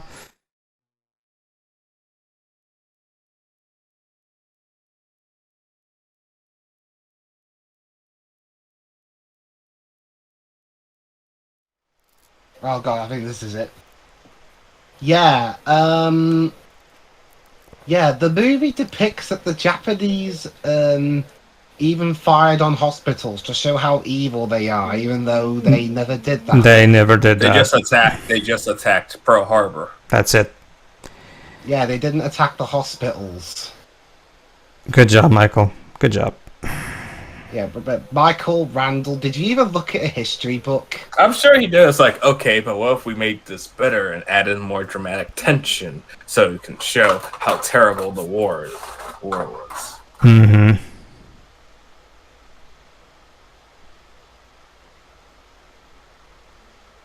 As if the story of Pearl Harbor didn't have enough dramatic tension on its own. Yeah, that's my thing. That's my thing. They adding dramatic tension. It's the attack on Pearl Harbor. I'm pretty sure there's plenty of dramatic tension in that. Yeah, but you can add more. But you can add more tragedy towards it. Go. Be like, That's the babe. Look! It's Hollywood, which is unfortunate. Go on, Dibs. that'd be like if you decided, you know what real life thing needs more dramatic tension? The Blitz. I'm thinking of a more local example. How about this? We brought it up before. Dunkirk is an excellent example of how you can take an event like that and portray it in an honest way that, well, all the dramatic tension comes specifically from the actual struggles that the real life people went through in that.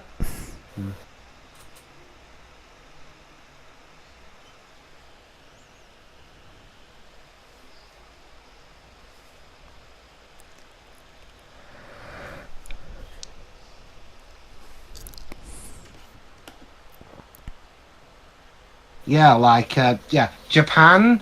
Look at the Japanese fighters here. They never purposefully attacked any civilian targets. Yeah. This is borderline 1940s type thing where we try to demonize the Japanese because America got there, but this was 2001. Like, We thought you'd know more by this point.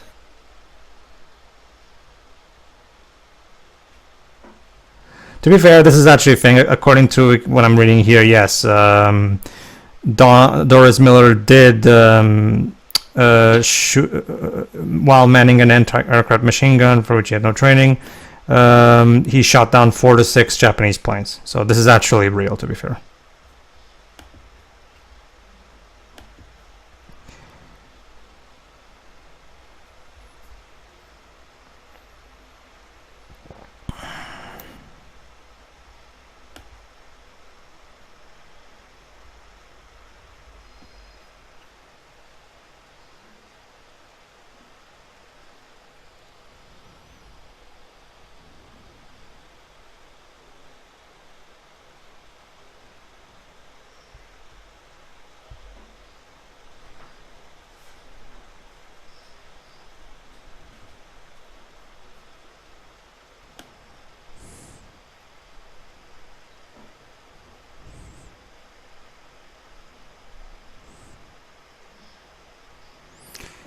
And yeah, like the Edgy said, Doris Miller survived this particular attack we're watching right now, but he died in a later battle.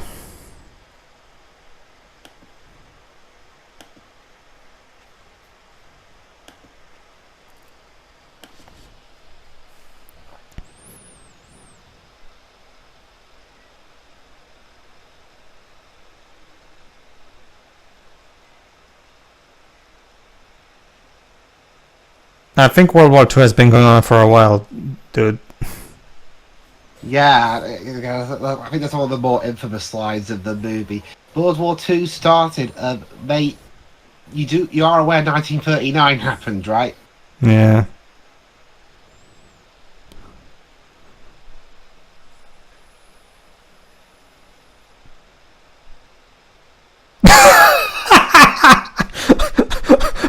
Was that supposed to be funny?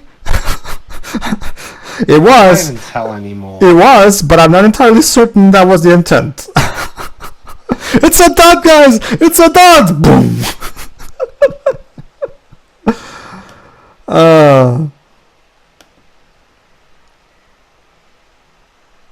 What a shitty movie.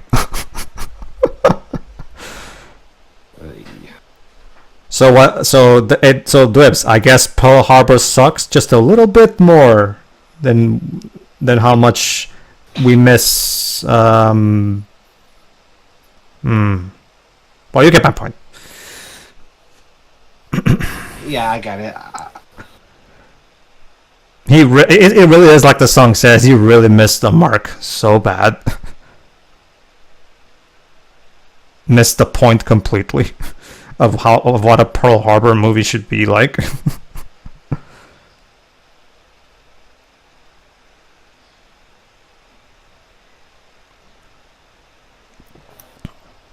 Wait. You can't swim? If you can't swim, why are you so... Okay, I'm by no means a specialist man, but I'm pretty confident serving in the Navy means you need to know how to swim. Because if you don't, I can imagine you would be a very big liability to others. Jesus. This would be like having a soldier in the army who doesn't know how to operate a gun. Like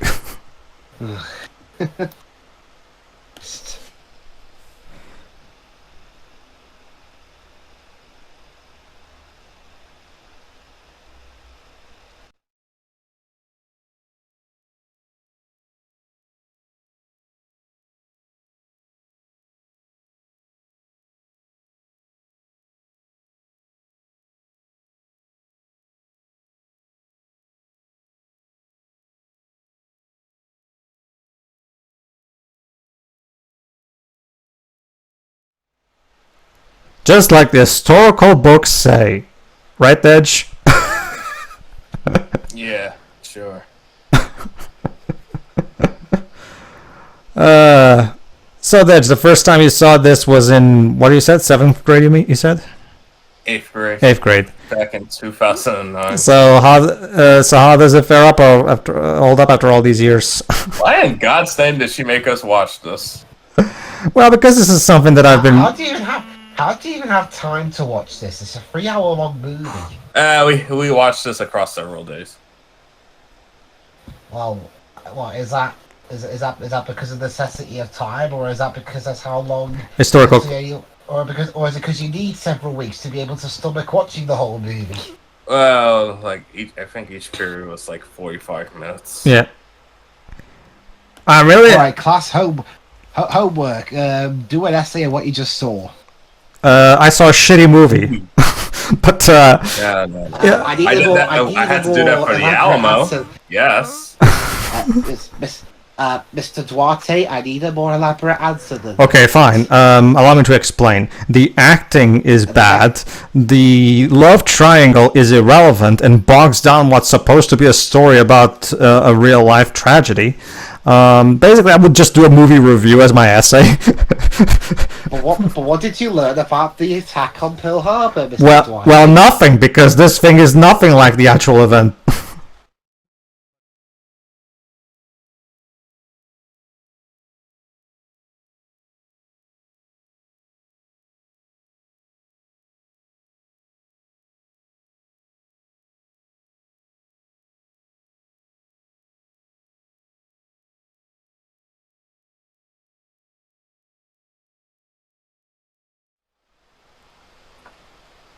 Oh yeah. I mean, I don't know I mean, I have no idea who your 8th grade history teacher was, Dej. I'm sure I don't know. I don't know them, but I have to question their methods because really, this is Basically, it was the end of the year. We had just learned about World War II, so it's like, you know what, might as well put this on because we had like big Regents exams on 2 different subjects, so she wanted us to get this off our mind.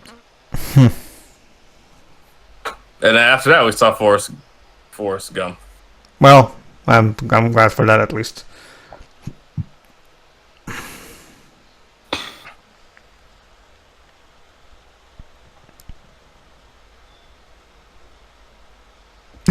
Hey, does check out this review on Rotten Tomatoes. I love this one. A tepid, wannabe Titanic love story under the stewardship of a man whose career has ranged from the emotional depth of an 11-year-old boy all the way up to a 13-year-old boy. Guess that's some maturity.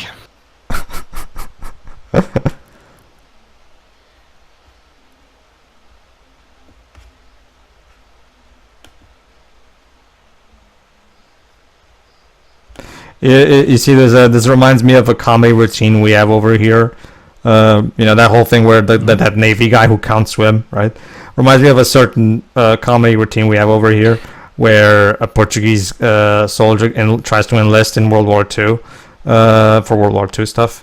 Well, actually, in this case, it was the 1908 war. Sorry, 1908. Actually, not World War II. And when he arrives at the camp, he's all okay. So, do you kill fast? As in because the ad said we need a soldier that can kill fast. And you're like, okay, so do you kill fast? Well, my killing speed is like so and so. I need training. Okay, fine. And then okay, so did you bring a gun? No, I thought you gave guns to the soldiers. Okay, what I do have is a bullet. One bullet. And how do you kill with just one bullet? Well, I explained. I shoot the bullet, and then I go running to get the bullet back. Sure. And the commander's like, oh, sure, and the war is gonna stop every 5 minutes just for you, isn't it?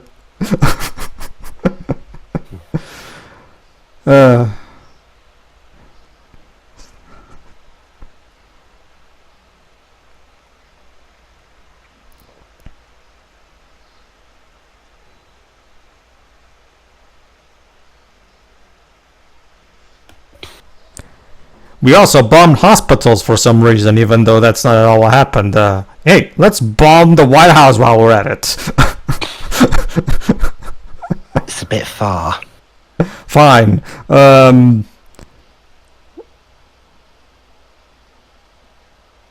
Wait. Is he trying to shoot down airplanes with a shotgun? Okay, I'm by no means a gun specialist, but I'm pretty sure a normal shotgun can't reach an airplane in the sky. I don't know what to tell you. The movie just completely lost its mind at this point. Sure, try that. If you see an airplane in the sky, try shooting it with your shotgun. See how that works.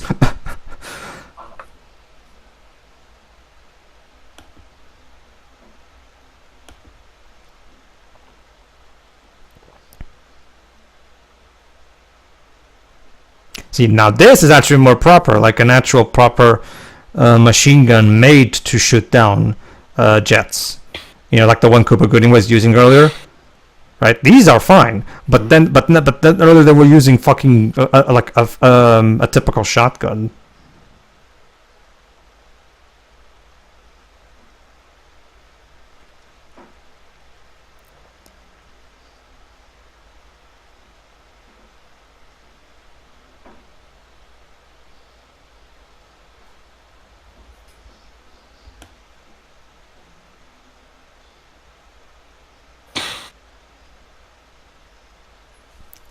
Trying to see if the guy with the camera is an historical character or not. The one thing I've never heard of I haven't heard anything about. Go on. Like, what? Like, I wonder if there was some people working in the film crew that were like historians on the side.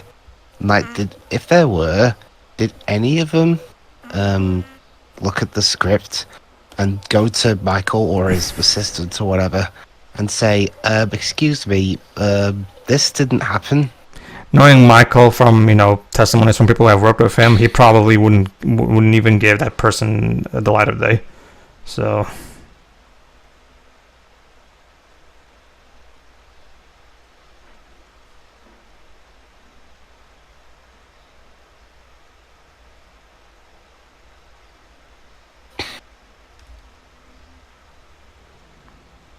Let's move!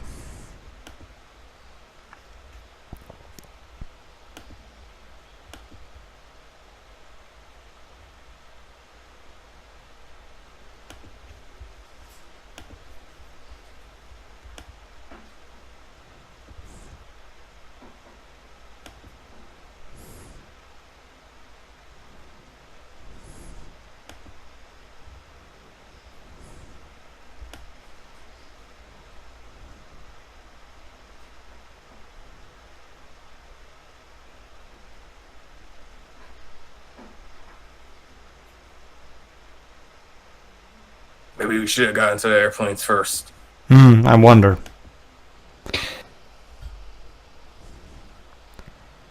Goddamn belts.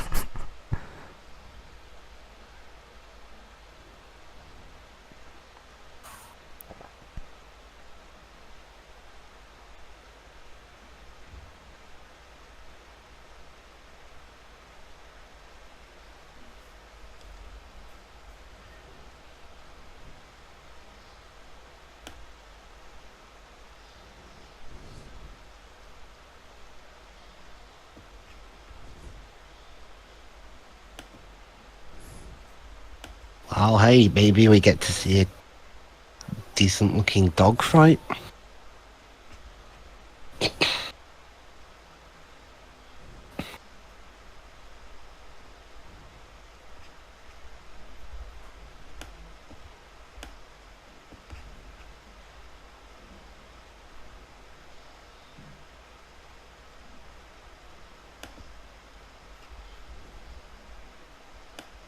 Yeah, I'll be honest.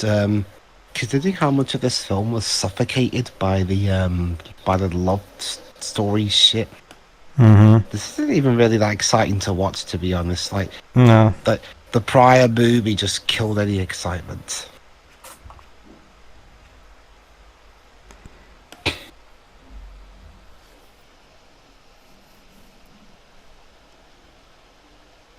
Look at that. Let's do it. For America.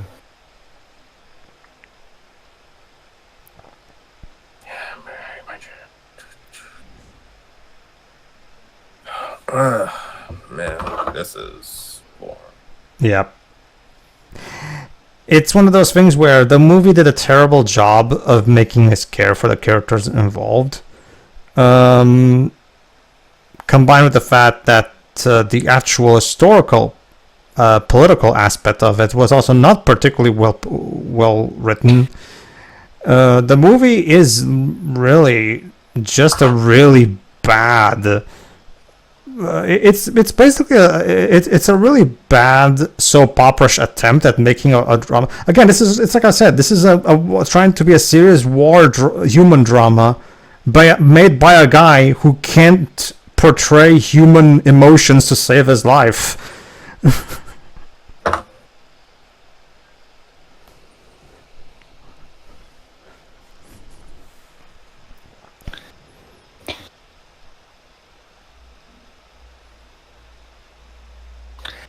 Okay, I'm guessing on our 6 means behind us.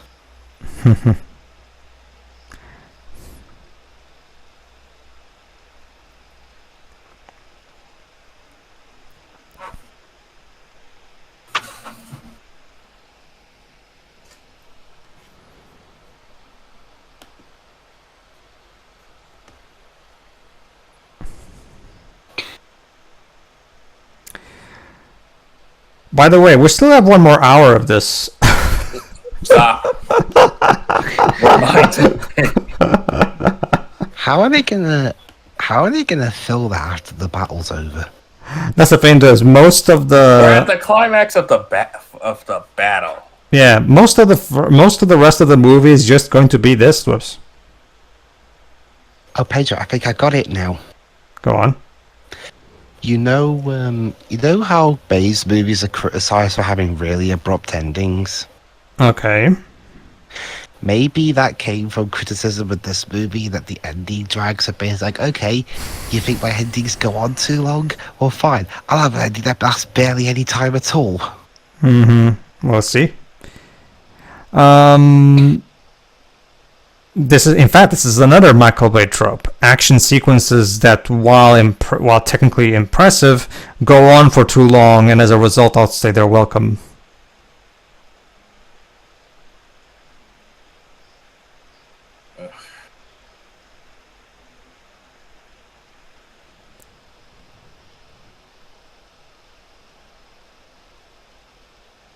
Rubber. It's a long son of a bitch.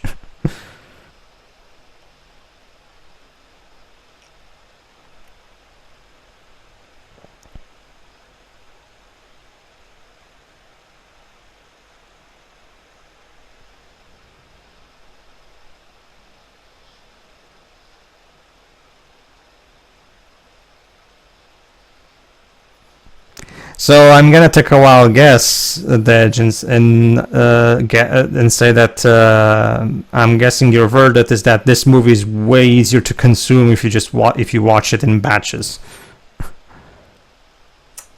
Yeah. like the Snyder Cut. Yeah. We're gonna have to be doing that. We're gonna have to do that at some point. My first time watching that movie, well, first and second, because my first time was on my own, my second time was with Dwibs. Me and Dwibs had made the bad decision of watching all 4 hours of that abomination from beginning to end on one sitting, and yeah. So you watched it together? Yes. Yes. Yeah. I mean, then again, we saw the 3-hour cut of Batman v Superman together, so. Mm-hmm. I want BVS is easier to sit through. Because first of all, it's not just because it's all an hour shorter. It's also because I feel like there's less padding in BVS, at least. I mean, I think BVS is a worse movie. Oh, it is a worse movie, yes, but damn, like the Snyder Cut just goes on and on and on and on and on, and it never fucking ends.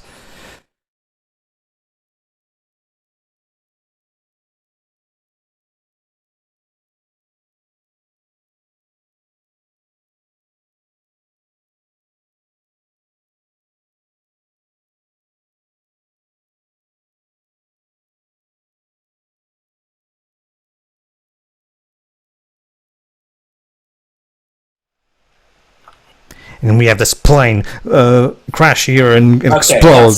Go on. Let's ignore the historical accuracies for just a minute. Sure. Even outside this, on its own, this movie still is boring. Yeah. Nothing about the characters aren't interesting. The romance, like Dwibs has said, sucks. The action, while nice to look at, it just it's welcome. Yeah. We're just burnt out. Yeah, it outsays its welcome. Like the action is technically good, but because again, it's the same problem I have with the action sequences in the Bayformers movies. They go on for so long that they outstay their welcome. And that's weird because action's supposed to be a treat, a reward, a visual spectacle, but usually that's due to a build-up. How about this? The Lucas quote that I'm about to quote, he uses special effects, but it also applies to action, so I think it's a nice enough paraphrasing. Action scenes are just a tool, a means, a tool that is used in the storytelling process. Action scenes without the story context are pretty boring things, and this movie is a prime example of that.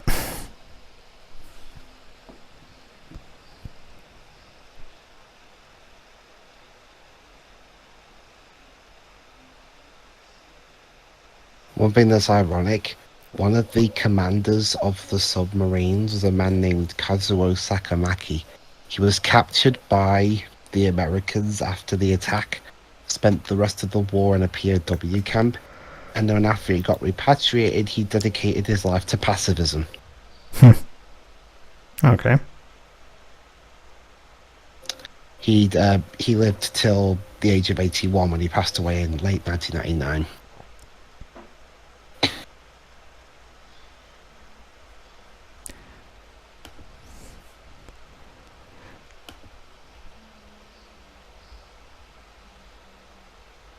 It's a shame that there's so little focus. Yeah, here's another thing, by the way. Might as well bring that up. Another criticism. Here's another thing that could have made this movie a lot more interesting. You know what would have been fun? To also showcase things from the Japanese side. Like, show their perspective. So that way we could show both perspectives of the conflict. And as a result, we have two different sides that we can at the very least not empathize, not necessarily empathize with, and as a result, the conflict becomes more morally ambiguous and therefore more interesting. But no, of course not. Like the Japanese are, for all intents and purposes, the villains of this movie, which yeah.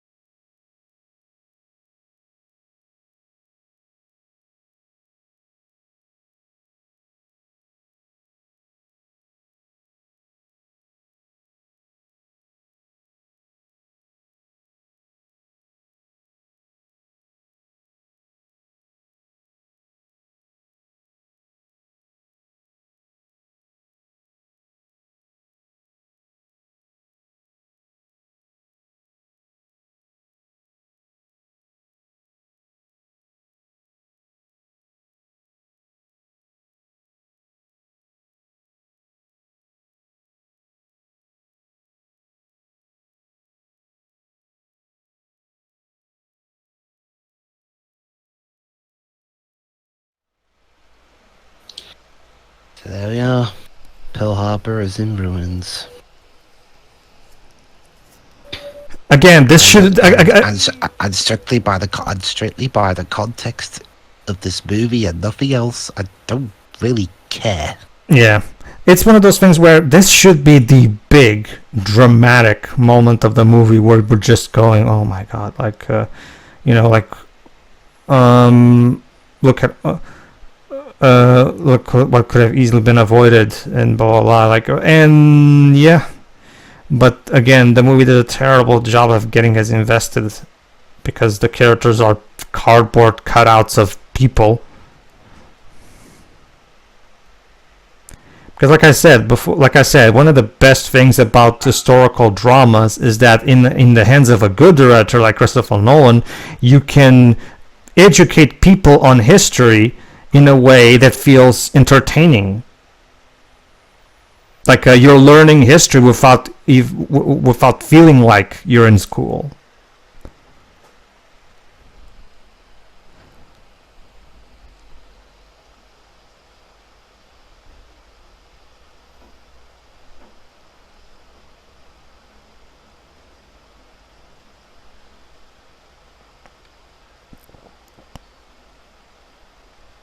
Mm-hmm. Mm-hmm.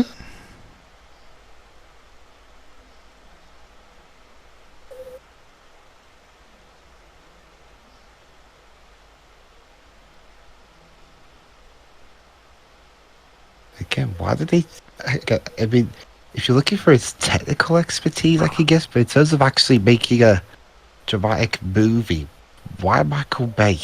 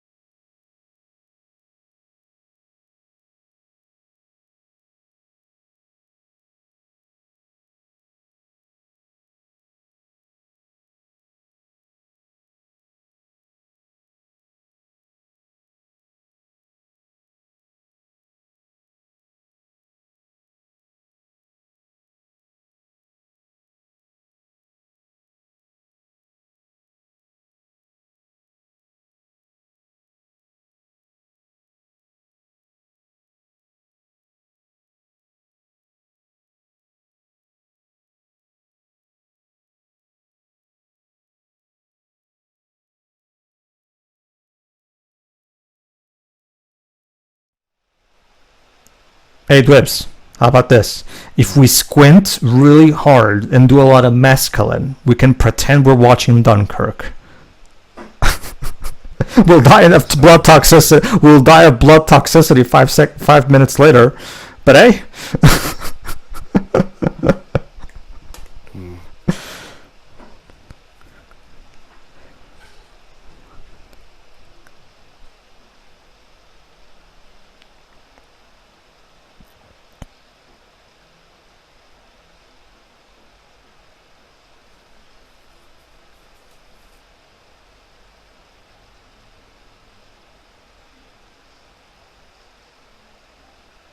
I'm looking forward to when Oppenheimer leaks, so I can finally get Deji to watch it. Well, my cousin said it was like, oh yeah, I'll take you to see it. We're just like for the right time.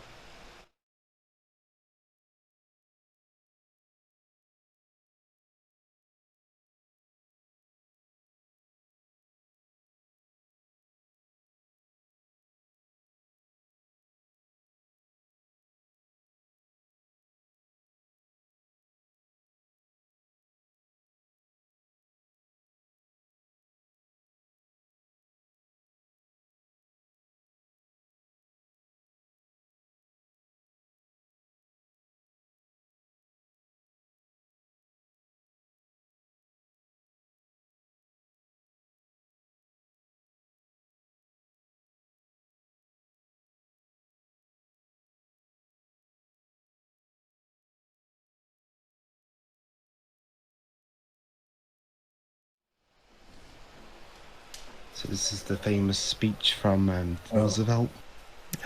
Yep.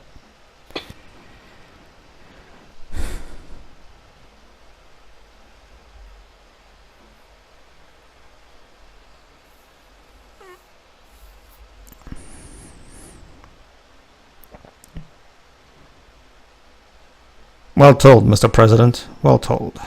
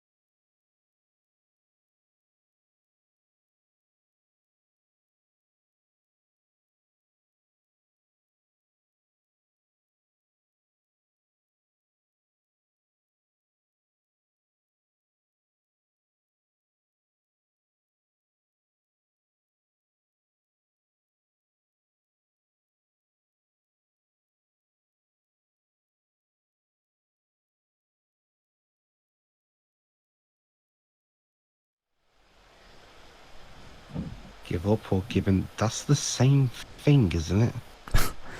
Well, if I remember, yeah, kind of actually, yeah, kind of, yeah. Randall and Michael thought it sounded really cool in their heads. Wait, why are you trying to? Because they said it's impossible what you're asking us to do. Dude, I get what you're trying to do, but there are better ways of motivating your countrymen.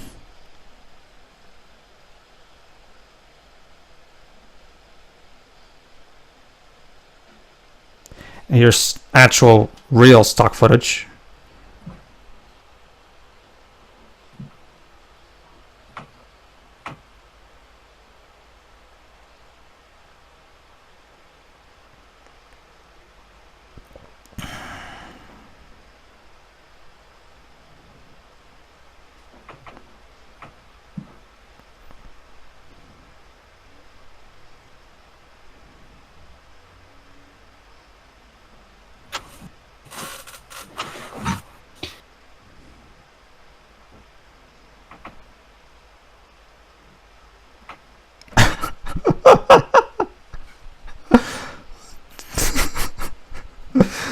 What a confusing line. I like sub commanders. They don't have time for bullshit. And normal commanders do? Is it because the submarines are smaller and therefore you need to do stuff more quicker? And where is God in all this? I could make a joke about that, but you know what? I'm gonna skip that one.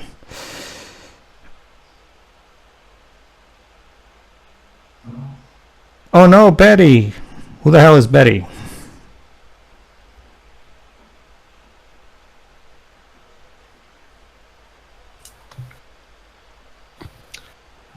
Christ, we've got 50 minutes left. I know, right? This thing is 3 hours long, but it feels like 4. It's another hallmark of a Michael Bay movie. Like when you're done watching it, you just feel like you want to die.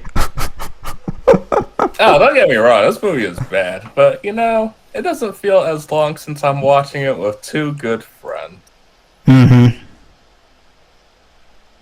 I wish I felt that way.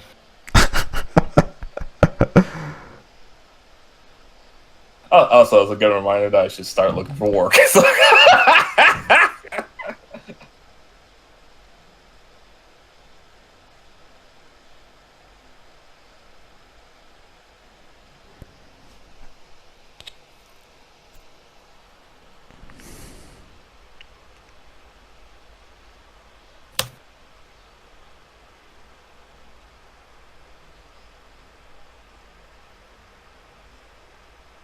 Well, yeah.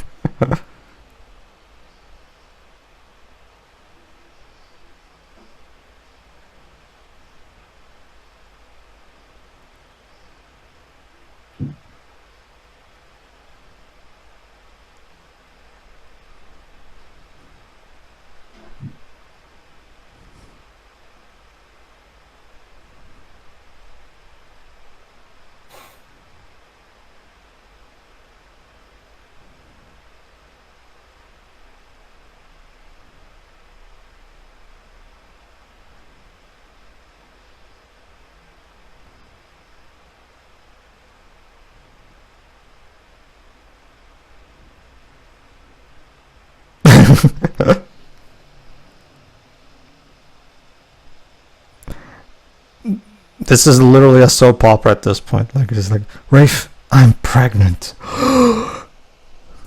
Where's the dramatic camera panning? Well, we're kinda doing that now.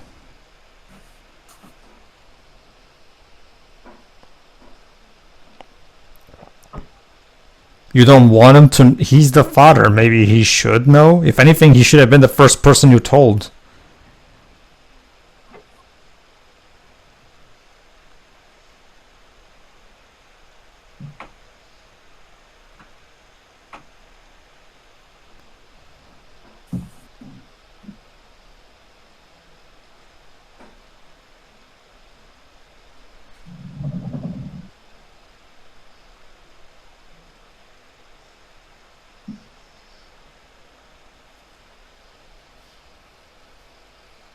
I love you, but I'm still gonna stick with Danny, though.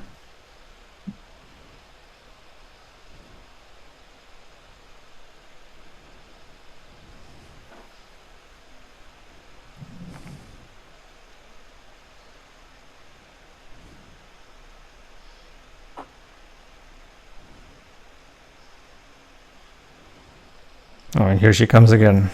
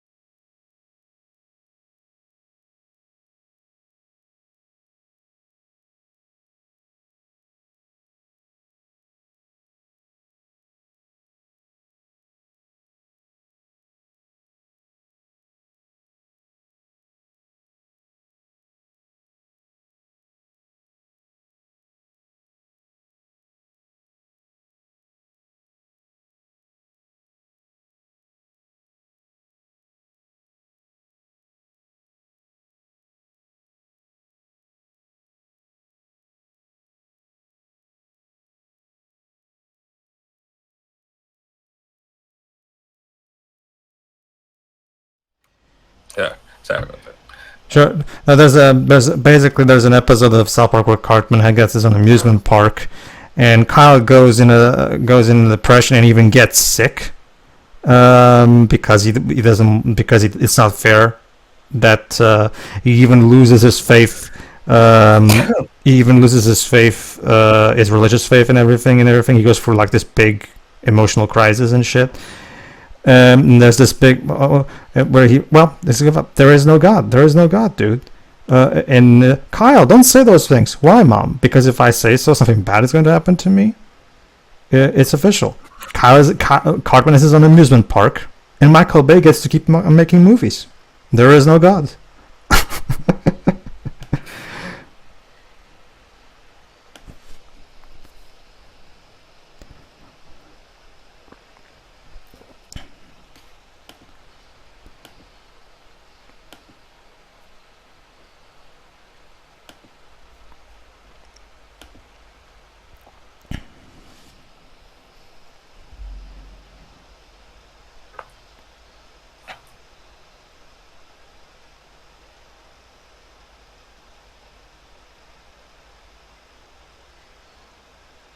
You know what that means? Threesome. Wow, I'm surprised I'm only on my second side again. I need a lot more than that.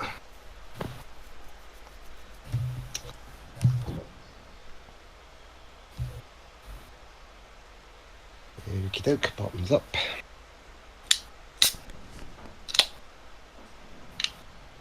Okay, correct me if I'm wrong. Does he even have that choice? I mean, I thought they were being drafted. Well, I think they were asked if they wanted to do it because of the whole conditions of it being top secret.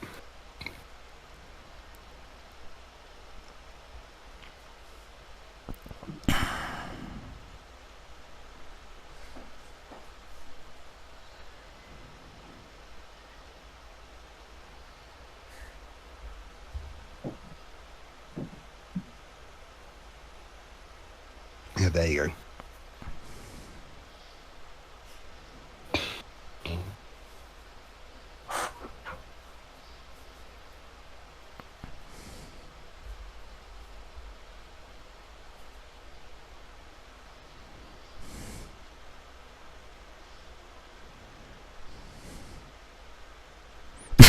Here we go.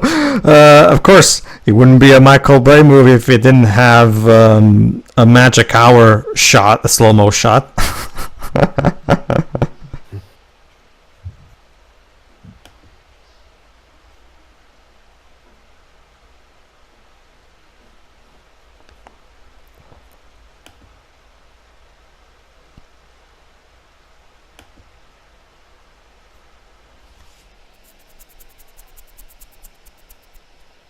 Wait, no, that's not Joaquin Phoenix, is it? No, Joaquin Phoenix is not in this movie. I was like, He was in Signs the following year. the M. Night Shyamalan movie? Yep. Yeah.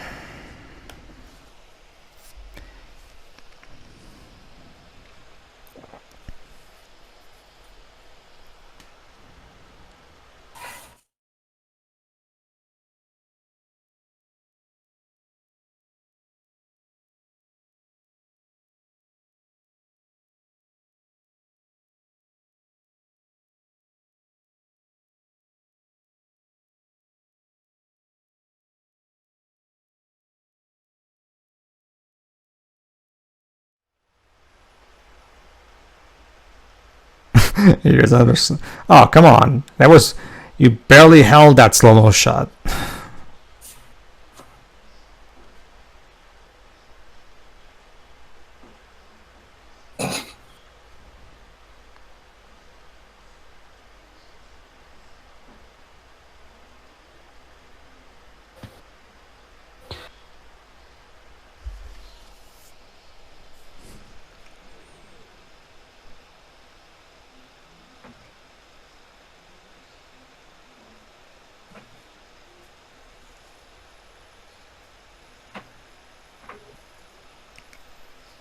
Raw.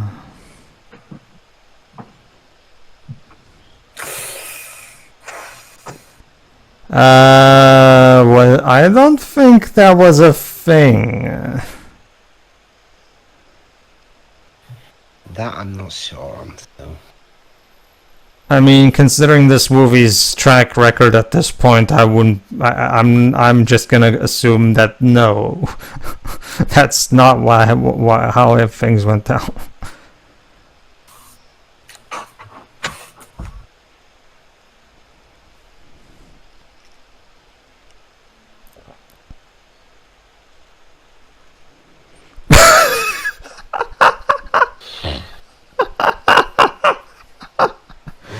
Hold on.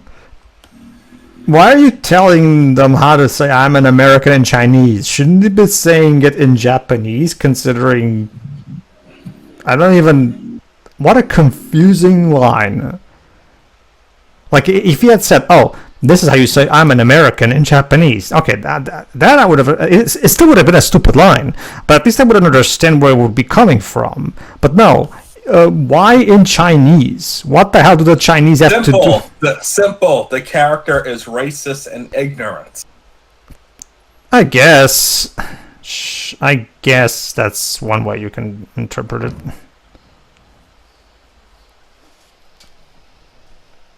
This is the same guy who's like, we're gonna bomb Tokyo, and everyone starts cheering. I think we were established like, oh, it's one of those things. Mm-hmm.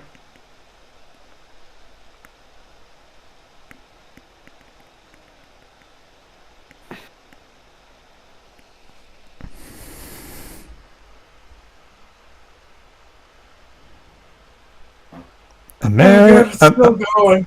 America, fuck yeah, coming again to say the motherfucking day, yeah. I still think it was a missed opportunity to have the slower, more melancholy version of it to be America. Fuck no.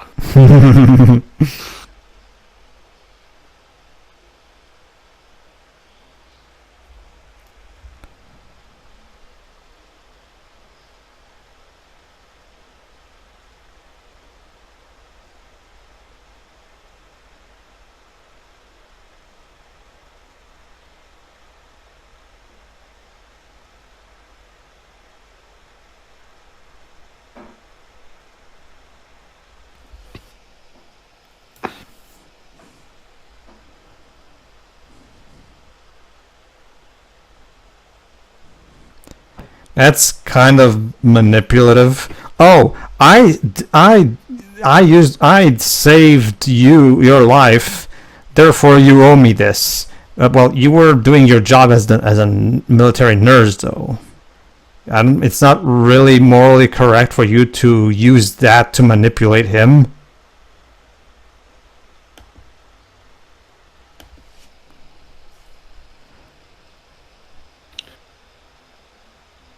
Can I watch either Top Gun movie instead? Because this is reminding me I'd rather be watching that. Mm-hmm.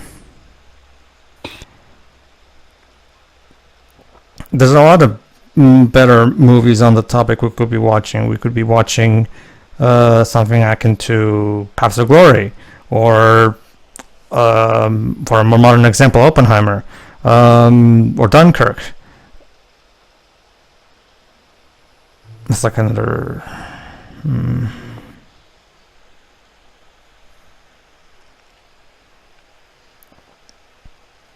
Oh yeah, Pedro, you mentioned Team America earlier. Mm-hmm. I've listened to some of the score from the previous film that they did. You mean South Park, Bigger, Longer, and Uncut?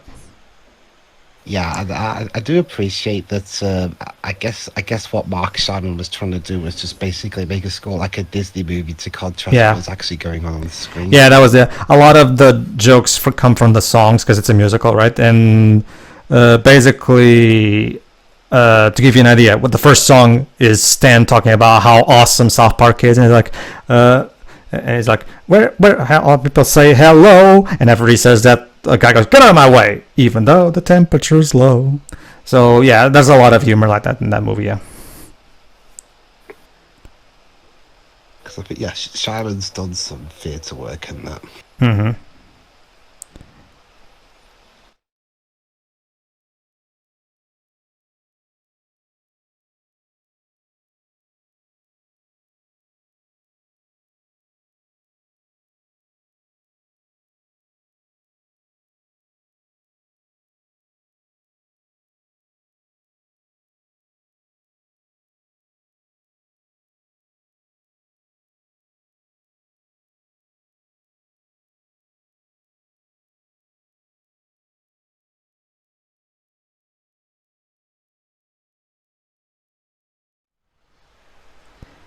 But that's my idea. How about yours?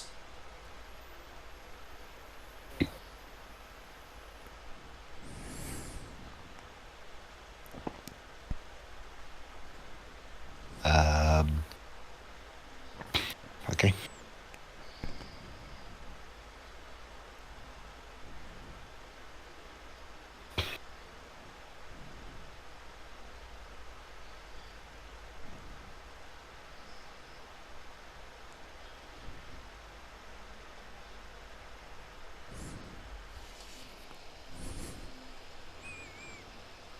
All right, honey. All you have to do while sitting here is pretend that you're an interesting person. Can you do that?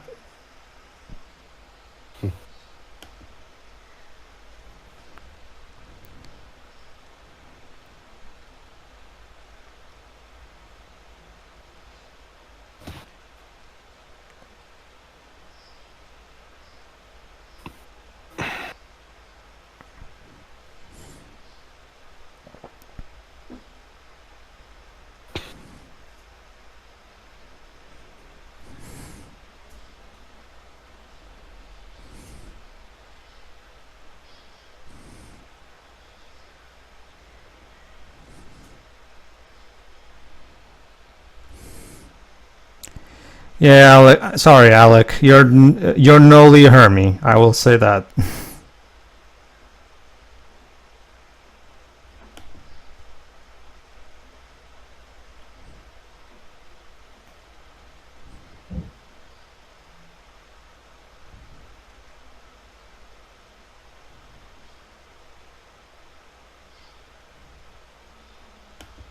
It's like the second time in this movie Yep. that the Japanese have caught them unawares. All right, soldiers, run to your planes in a slow motion manner.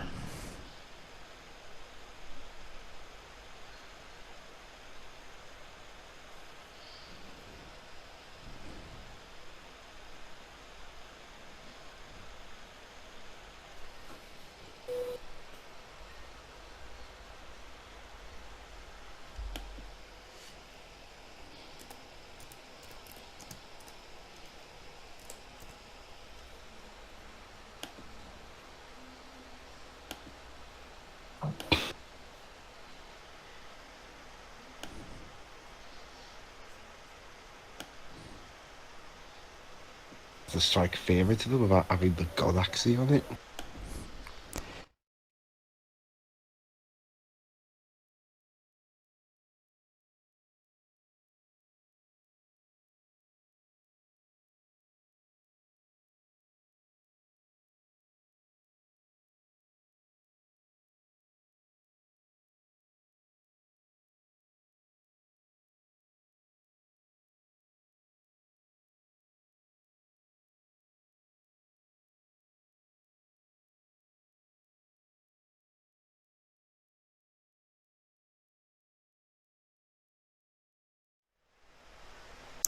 It's interesting. We're watching this is actually kind of interesting and topical, in a way, because recently there was a slain Marine's family who plans to refile a lawsuit accusing Alec Baldwin of defamation. So Is that because of what happened with Rust? apparently, yes. It's again, it's kind of like what happened with that Navy guy from that officer from Titanic, where he shot himself. He couldn't handle the pressure and shot himself with a gun, even though that's not at all what the real actual person did, and the filmmakers had to apologize to the family. So.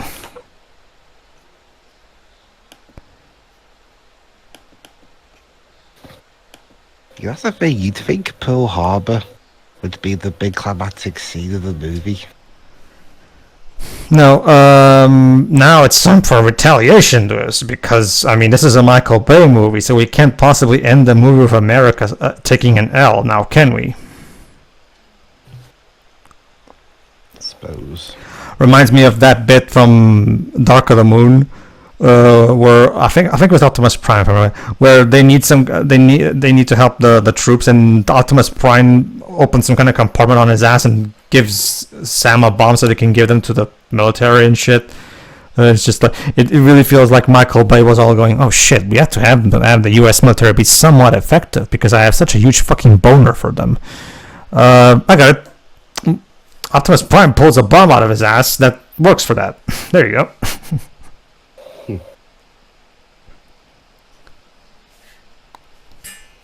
Even the launching's taking forever. I know, right?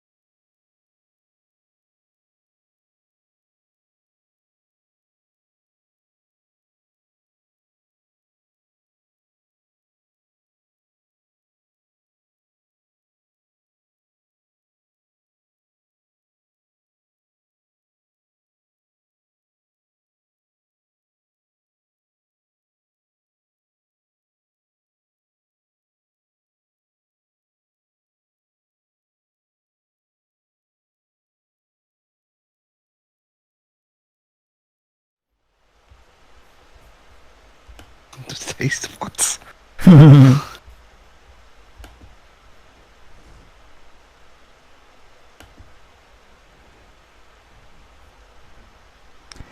Okay, Dej, only 20 more minutes. Hang in there.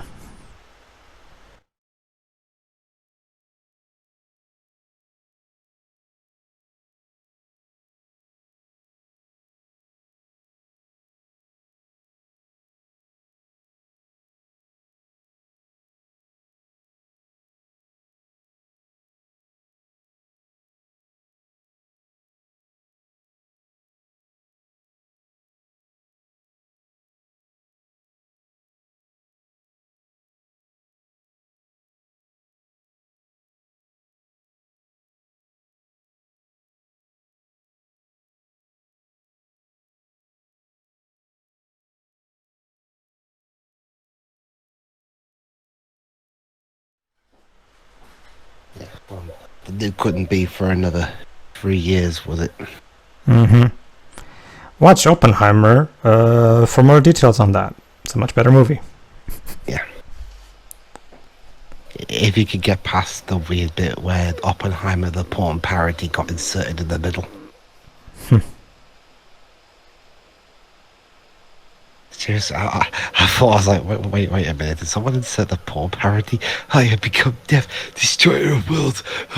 It's actually great.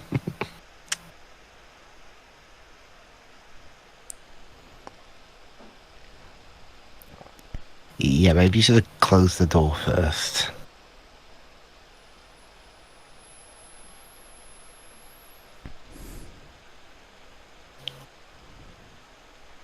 Good work, everybody.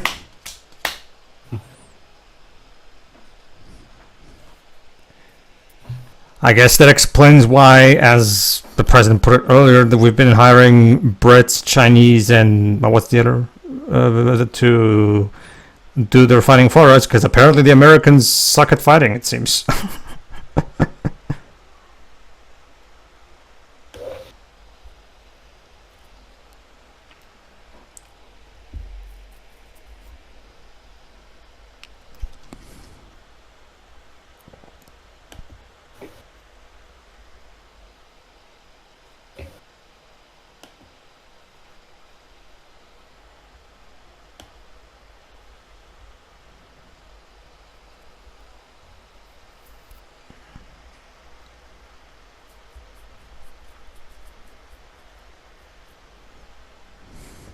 So what are they going to do now?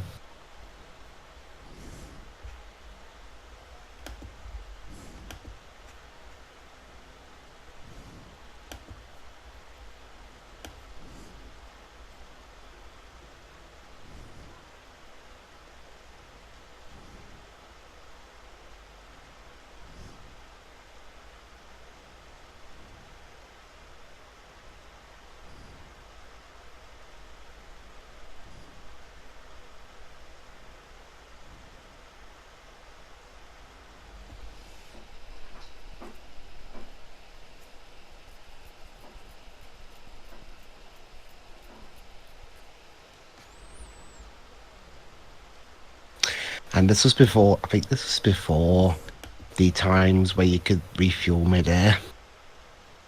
Mm-hmm.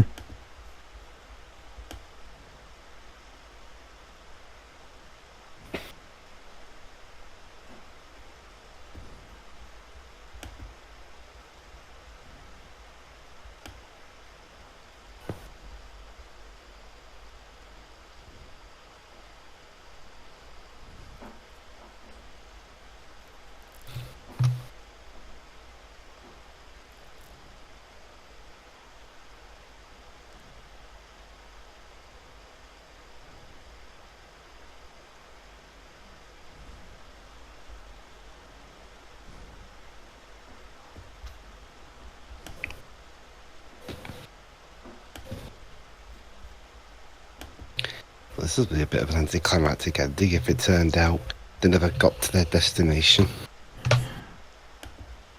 Let's see. Oh no.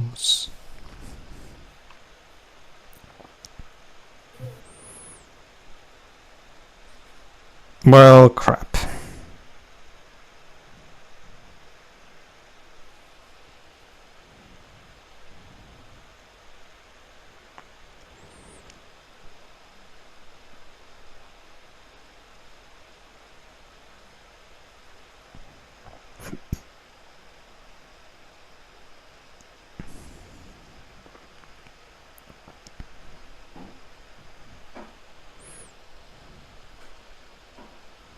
Well, fuck. Now what are we gonna do?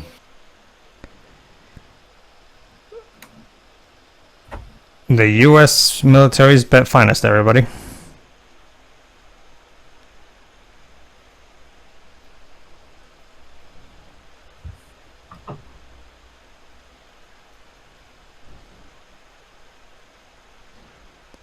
We're a dead stick. We're a dead stick? I'm sure that's Army or Navy code for something.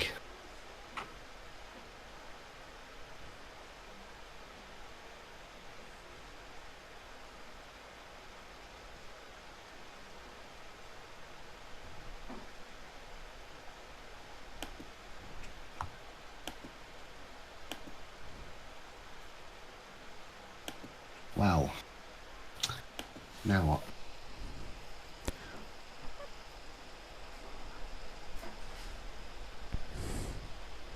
Ripley, I don't think Ripley's here.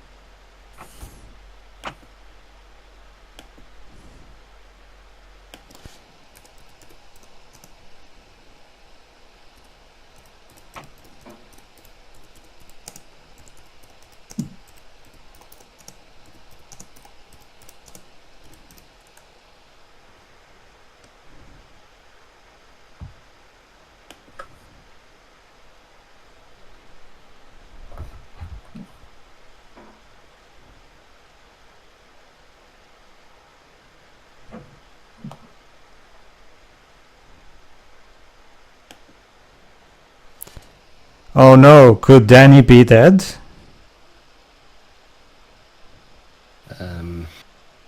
What even? Oh shit. Goose. No, not Goose.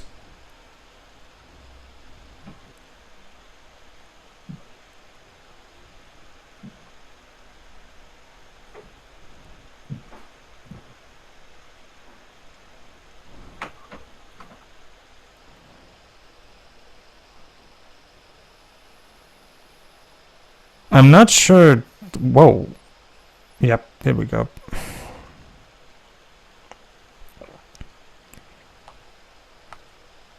Well, crap. So. Oh no, Danny's gonna die, guys. What now? How will our heroes get out of this one?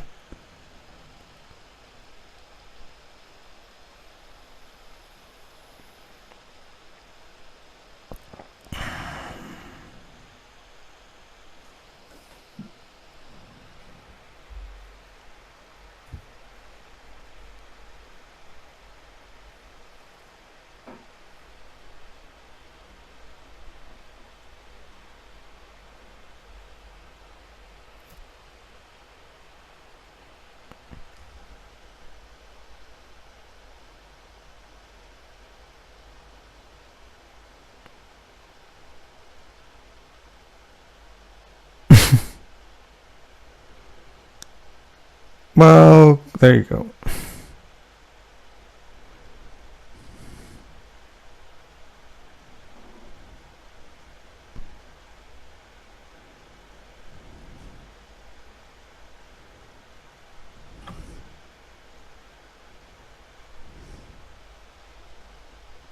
I don't think Danny's gonna make it. Rafe, take care of Evelyn for me.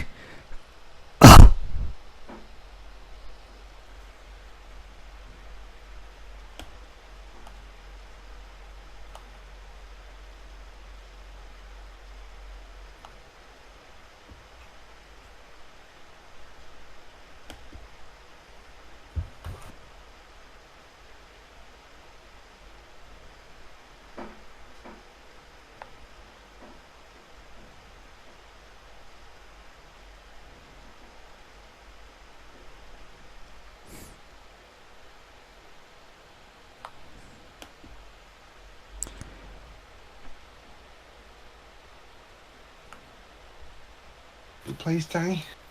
John something, I forgot his name. Did he have a career after this? I think so. Josh Hartnett. That's it, Josh.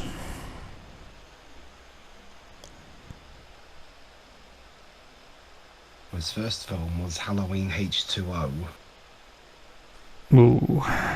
He was in Sin City. Oh, he was in Oppenheimer. Yeah, that's nice. He played Ernest Lawrence. So, yeah, so, wow, there you go, Pedro. There's not just a timeline. There's not just a time frame similarity between this and Oppenheimer. There's also an actor. Mm-hmm. Also, Matt Damon had a cameo in this film as well. Mm-hmm. Not surprising. Sorry, Ben. Back in 2001, you definitely were no Ben star.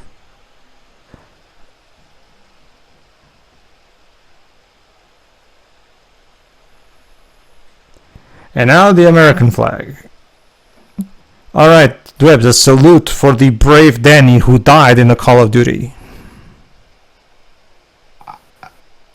I mean, I'm not American, but I will say it. He died in battle.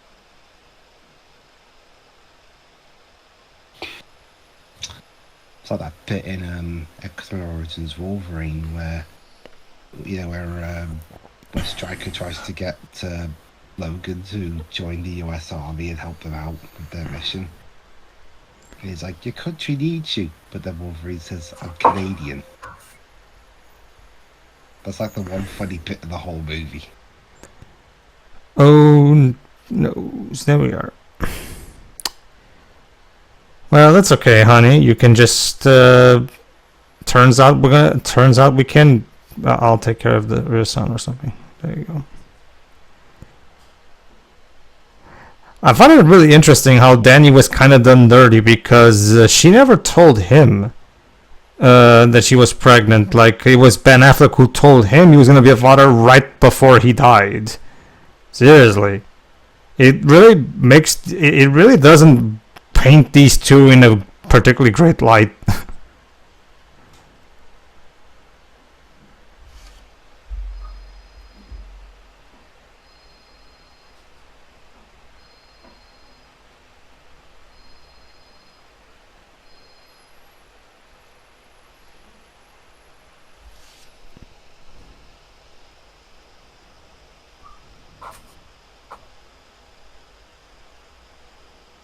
And he gets what medal is that? Some kind of medal for bravery, good service, whatever it was.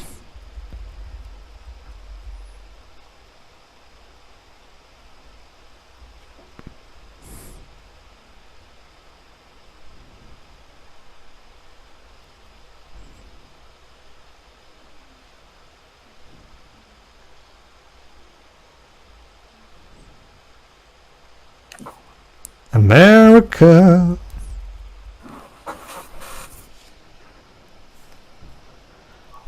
America. We suffered, but we presume. And now a picture of a child. I'm guessing he's. Oh, right. It's the yeah.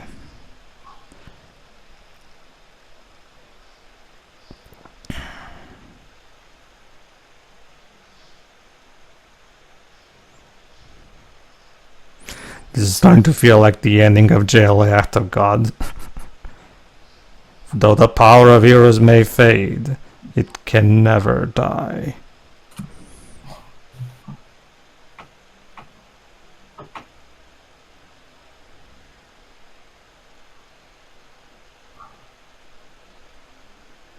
So what's the moral of the story? The moral of the story is don't allow Michael Bay to make a human historical war drama. That's the moral of the story.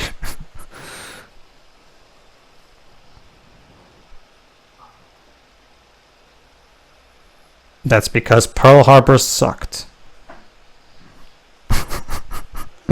There you go. We're done, ladies and gentlemen. We're done. Yay. All right. Okay, Pearl Harbor. Okay, when it's not pissing me off with its terrible depictions of people who have difficulties talking, it's a real chore to get through. The romance stuff is just completely toxic. It plagues up the whole movie due to how uninteresting it is. Couple that off with the action. I mean, yes, Bay shoots it well, but it also falls into his own problem. He jam packs it with stuff and yelling and crashing and booming that after a while it just becomes noise, like white noise, and you just fall off it. And I'm not sure why they picked him in the first place. I mean, yeah, he's good with practical effects, which a film that this kind of needs. But his past films were, schlocky action movies. So for him to try and take on a serious drama like this is just weird. It'd be like picking Stanley Kubrick for a kids movie. Hans Zimmer's main theme is fine, but that's just about it. And Ben Affleck was really not up to the task at this point in his career. I mean, I don't think he's not like he's a terrible, horrible actor or anything, but it's clear he's just not. It just wasn't suitable for these kinds of movies at the time. And a lot of the other performances are just generic cookie cutter war movie performances that you see all the time. And so honestly, that's pretty much it. Bay was completely the wrong pick for this, and everything else about it just falls apart. And why they needed to include the romance stuff, I have no idea. It's like they were trying to ape Titanic with which also had a fictional romance among a real life story. And while I haven't seen Titanic in a while, if not at all, I'm willing to bet that as weird as that is, it would still fit better than this. So there we are, Pearl Harbor, 3 hours of white noise, really. If it's not really annoying me. Okay, Dej, your final thoughts, please.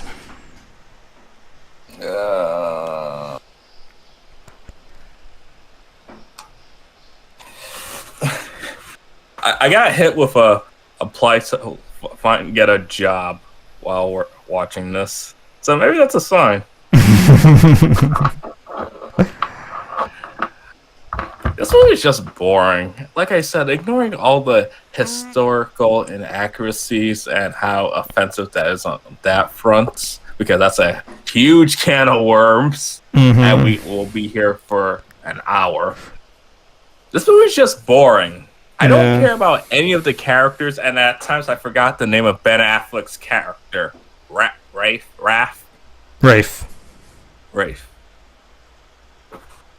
The love interest is boring. She has virtually no personality at all. Yeah, she's just there to be a trophy for these two. Besides the fact that she is beautiful. Yeah, she's just there to be a trophy for the two leads. Yeah, and that's a bit weird. And it's just so slow. Like was mentioned, it's hard for me to believe that Ben Affleck's character died. And it probably would have been more impactful if he had died earlier, if we had gotten to know him better.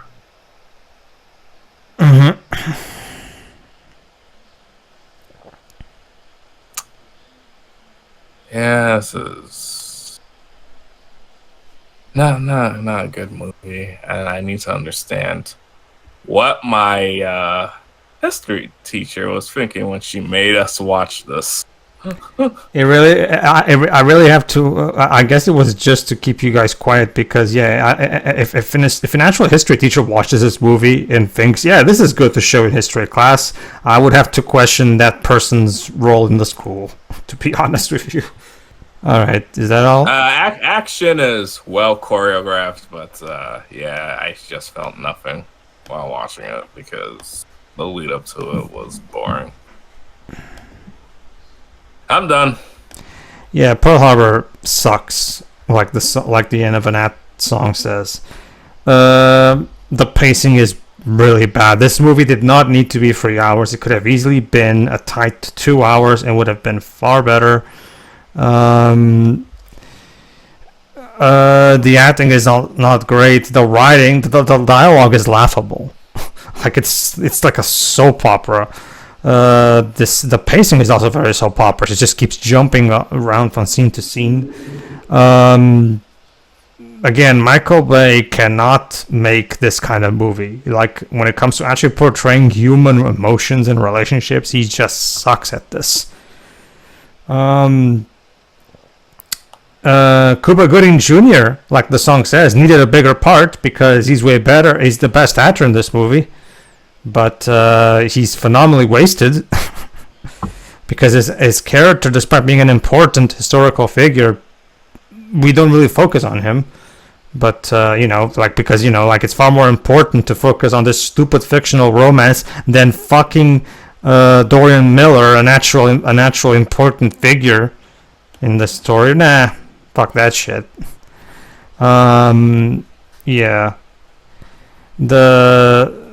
The action's fine, but again, the same problem I have with something like Revenge of the Fallen. It outstays its welcome because it just goes on for like 40 minutes. It completely overstays its welcome. And by the time you're like halfway through, you're just like, yeah, planes, bomb, kaboom, psh. It's just like, ugh. It's such a completely inane story that is boring because of the complete lack of emotional and narrative depth. And of course, the historical inaccuracies that are borderline problematic. It's just don't help. Yeah. Not good. Not good at all. So, yeah. That was it. That was Pearl Harbor, ladies and gentlemen. Who knows? Maybe we'll do Armageddon next, since that was the movie you made before this one. But that was the other one with Ben Affleck. So maybe we can see how that one is next. Who knows? We'll see how things go. So see you then.